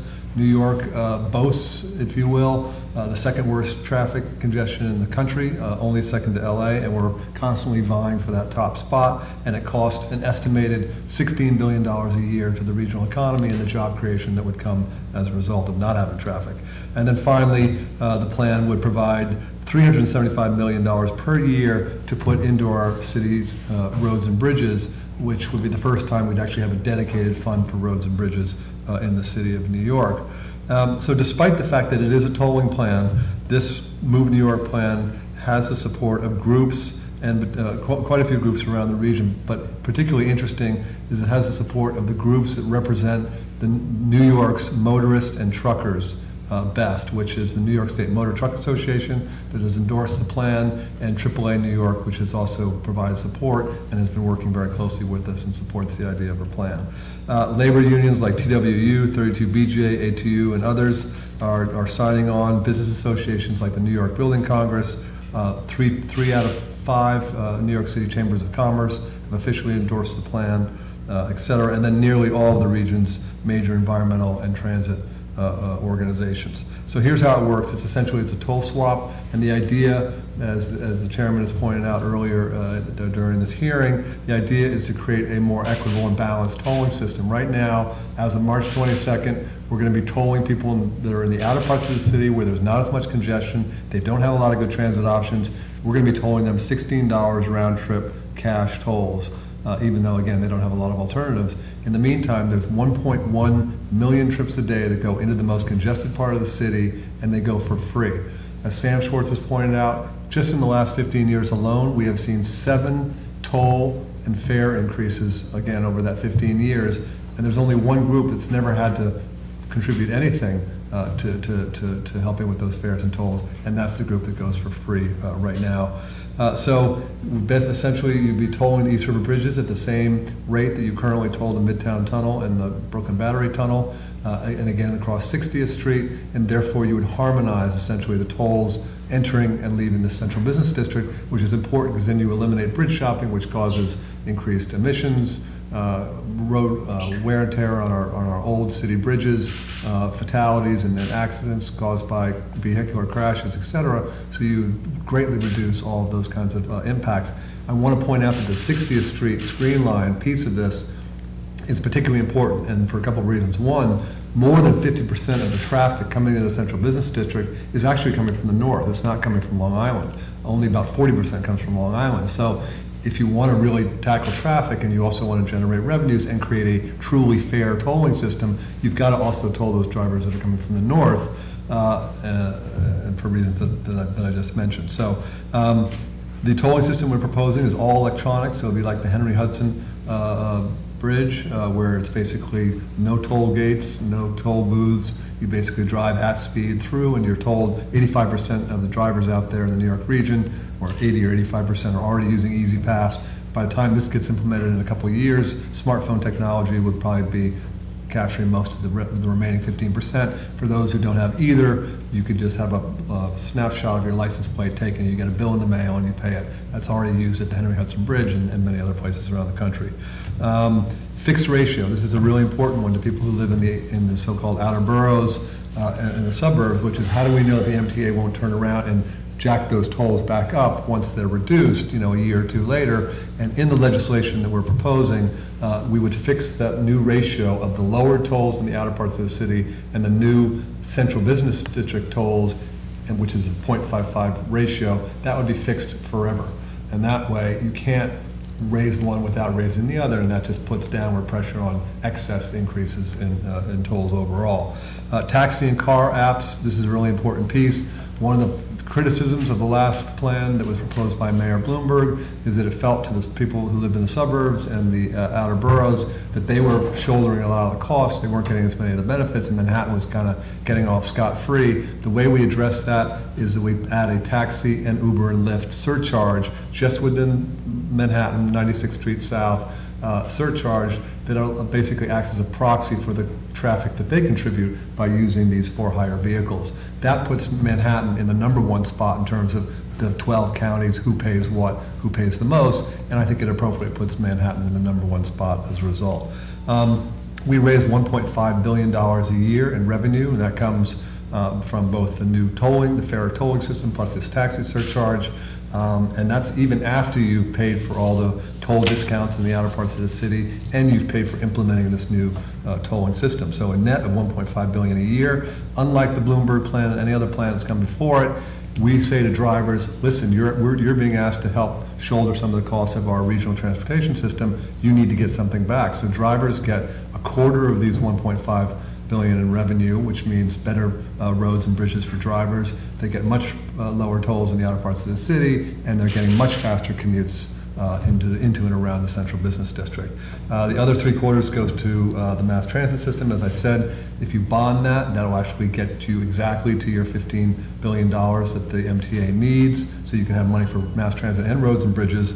Lockboxing is very important. We do agree, I agree with Nadine and others who have said this is only going to work and help us modernize and maintain our transportation system if we preserve the existing dedicated taxes that are already out there. But I think that there's inherent protections in a tolling mechanism because the tolls are collected directly by the MTA. It could be done by the New York City DOT as well. That's to be determined by you all, but the advantage of that, of course, is it doesn't have to go through an appropriations process. It can't be rated by the legislature. The money goes directly to where it's invested. And then, obviously, bonding. We would have to create some kind of subsidiary of the TBTA, which allows us to get very good credit rating on the money that's bonded, and also just to control both the source of money and where it's allocated. Investment priorities, we mainly, as I said, would help support the MTA capital plan. There's some other things that we would want to see change in that capital plan. For the most part, we agree with the capital plan and its investment priorities, but we think that a small amount of money would go a long way to filling a lot of the transit gaps that still exist in too many parts of the city. So we have a 5-point strategy for how to improve transit access and improve access by making the fares more affordable. One is to restore more of the 2010 service cuts that happened. 2 is to expand express bus service and to knock express buses down from the newly enacted 650, which is what they're going to be in March or later this month. down to $5 or $5.50 to give some folks some relief there. We could help fund Mayor de Blasio's BRT SBS vision of 20 new buses, et cetera. We could extend city ticket to 7 days a week, which basically offers discounted fares on Metro North and Long Island Railroad within city bounds, which can help fill some of those transit gaps. And then, of course, the normal expansion projects that have been talked about. And then in terms of suburban investments, we want, and I've been trying very hard to talk to various legislators and other interest groups on Long Island and in the Hudson Valley to find out what your transportation priorities are. And I've gotten some good feedback, but there's more discussion I think that needs to happen there in terms of concrete investments. But right now we're talking about the kinds of investments that Tom Prendergast and others talked about to improve the service of the Long Island Railroad and Metro North and improve frequency of that service. Rail station access is an important piece of that, and I think there are some select places on Long Island and the Hudson Valley where we could benefit from improved or expanded parking garage capacity at some of these stations, and then other last mile strategies, shuttle buses and others that will help commuters get to Long Island Railroad Metro North more easily and therefore take advantage of that terrific service. And then finally, county buses. Suffolk, Nassau, Rockland, and Westchester have these county bus systems, but I think almost to a county, they're very underfunded. We could use some of this revenue to help subsidize those county bus systems and improve local bus and transportation access for people who aren't necessarily making the trip into the CBD, but need to get around Nassau, Suffolk, and elsewhere for jobs, et cetera.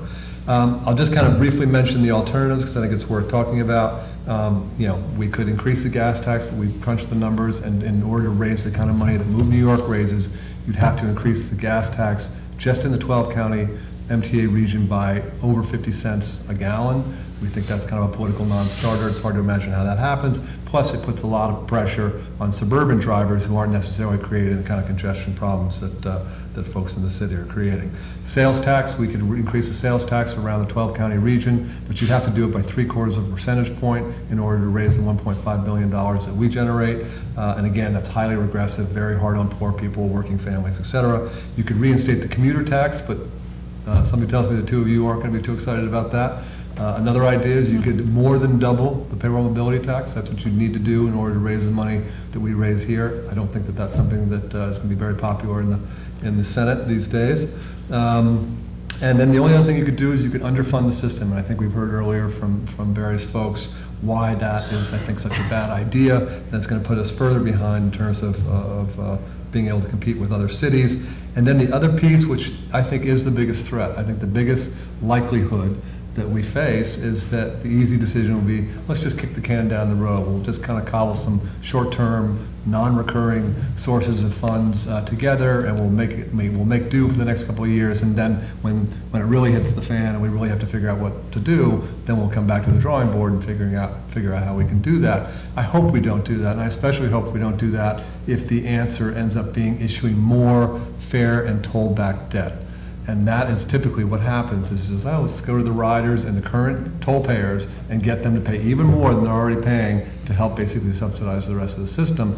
Tom DiNapoli, the controller of New York State, issued a report last fall that said if you fill that $15 billion MTA gap with fare and toll back debt, you're talking about a 15% increases in existing tolls and fares above and beyond the 4% biennial increases that Tom Prendergast talked about earlier. So you're talking about over the next 5 years, a 24% increase in fares and tolls on those who are already paying a whole lot. We don't think that that's fair or appropriate. So just to kind of summarize, one of the things we've heard this $15 billion number bandied around about. Chairman Marcelino, it's terrific that you keep on asking the question, how are we going to fund that $15 billion? We're not, unfortunately, hearing a lot of solutions. And we feel like we've got a very good solution. We spent literally 5 years going around the region talking particularly to opponents of the Bloomberg plan and other plans like it to really get that feedback and to make sure this plan represents as much. What's been the city's response? Mayor de Blasio, last week when we went public with our final version of the plan, he said something to the effect of, we think that the plan deserves to be looked at very seriously, something like that. Listen, he's not a decision maker ultimately in this, so we don't expect him to be leading the charge, but our sense is that he's certainly open to it, he's not opposed to it, and I think he's interested to see how this In your evolves. reading of your own plan, would the legislature have an ongoing role An ongoing role, Yeah. in what respect? in the Move New York proposal? Well, I think the main thing is that we would hope that the legislature would pass the plan that we're proposing, and that once it's passed, essentially what we're proposing is that the legislature authorize the MTA and/or New York City DOT to impose tolls on the East River bridges and to essentially manage a more balanced tolling system, and that they mandate a few features, like the fixed ratio, so you can't increase one toll without another. The way we read it, the Move New York proposal would remove the legislature's ability to appropriate, and I'm reading this, to appropriate the annual revenues from the new tolls and congestion pricing. Although its approval is necessary under the Move New York plan, the legislature is removed from the annual appropriation process. I don't think it's, and forgive me, Chairman, because I'm not an expert on this. I'm more of an organizer type, so I'm not an expert in terms of all the nuances of MTA funding and financing. But my understanding is all we're saying there is that this is money that would be raised through a tolling system, and like the MTA's other tolls that they collect revenue on, the money goes directly to the MTA. They can bond on it, et cetera. So it's not removing an authority. No, that's by statute. What's that? That's done by statute. Right. So You're I think- taking that out of it. You're taking our ability to appropriate out. Okay, well, then maybe, then it's possible that I'm misunderstanding that, but I don't think so, because I've been talking to lawyers and all the people who really are expert in this.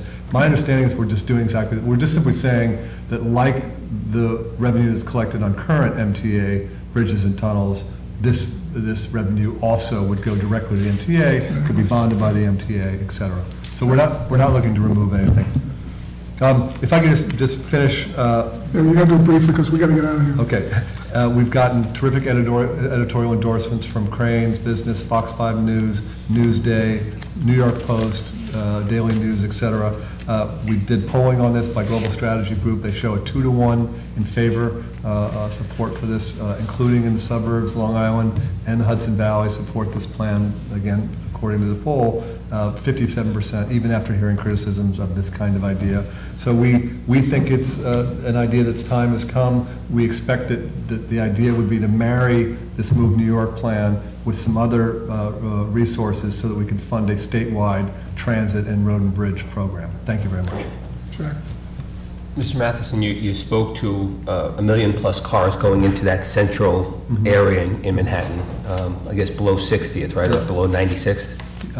Yes, so below the tolling piece of this is 60th south to the financial. So 1.1 million cars, I think you said? Yes. And can you identify where those cars are coming from? You said a percentage comes from Long Island, another percentage comes from the north. How many of those come in through the tunnel, the tolled bridges? How many are coming through from non-tolled areas? And of those, how many of those are coming from the north, and how many of them are coming from the east or from other places? Okay. I can give you very specific numbers on those. I'll have to get back to you on the specific numbers, but I can characterize generally. Get back to the committee so we can circulate it to everybody that wants. Yes, okay, I'll do that. So I'll do that through Debbie, that's okay? Debbie, yes. But roughly speaking, of all the cars that are going into the Central Business District on a daily basis, about 50% of them, a little bit more than 50%, come from the north, so that means Connecticut, Hudson Valley, northern New Jersey, the Bronx, et cetera. About 40% come from Long Island, so that means Suffolk, Nassau, Queens, and Brooklyn. And then about 10% come from New Jersey. Of the ones that are not being currently tolled, or just generally? Just total. And of those, how many of those are not being tolled right now? The 1.1, I believe, is the number that's not being tolled.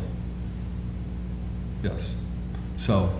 And of those that are not being tolled, Yeah. what are the percentages and where are those cars coming from? To be absolutely accurate, let me get back to you with those numbers. Yeah. Because it may not necessarily follow that same percentage. So Yeah. I'd like to see that. Well, that's why I want to confirm before I just apply the same 50, 10, and 40 percentage. And under the plan, as it's being proposed, is there an opportunity or is there a guarantee that a car coming into that area will not be tolled twice. Well, the way we designed it is that we're assuming, and I think probably rightly, that most of the cars that are coming, the passenger vehicles that are coming to the central business district are coming because either that's their destination or they're just simply taking advantage of free bridges and they're passing through to New Jersey or to go somewhere else other than Manhattan. So for those that are just passing through, we're trying to discourage that kind of passing through traffic and try and get them to take the most direct route because they don't have to bridge shop anymore. They'll find, the most direct route will also be about the same price as everywhere else. In terms of those who have a destination there, we're figuring that they're going in, they're doing their thing, and they're leaving, so that's, yes, they'll only pay once in, once out, just like they would on the Queens Midtown Tunnel. And if they come back in? And if they came back in again, then yes, in theory, they would pay a second time, but we don't think the vast majority of passenger vehicles will do that. However, we don't want to do anything to discourage business activity, and that's why for commercial vehicles, they do only pay once in and once out, even if they're making multiple trips back and forth into the central business district all day. If you're a dry cleaning business, if you're a carpenter and doing service calls, you may cross 60th Street a few times in a day. You may go over to Queens and then come back. Or you if only you're, pay once per day. Or if you're visiting a couple of offices during a trip into the city and you happen to see somebody uptown and then somebody downtown and go back uptown again, there's a possibility that, so just something to think about. Yeah, okay, great, thank you. Yeah, that was always the biggest problem from those of us who have businesses on Long Island that sell to people in the city with other businesses into the city, going back and forth, maybe making more than one trip a day to deliver produce or product. So it was a concern, still is a concern.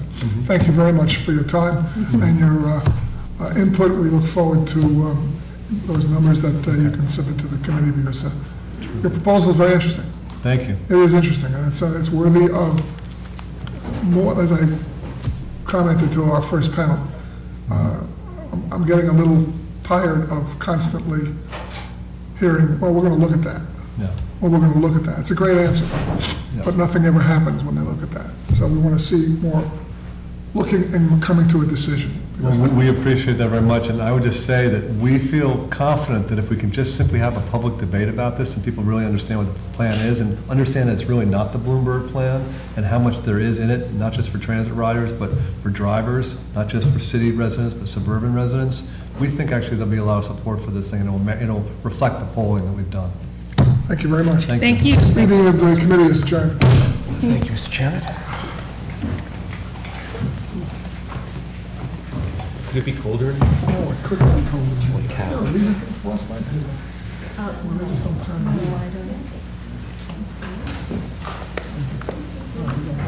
Hard hat? No.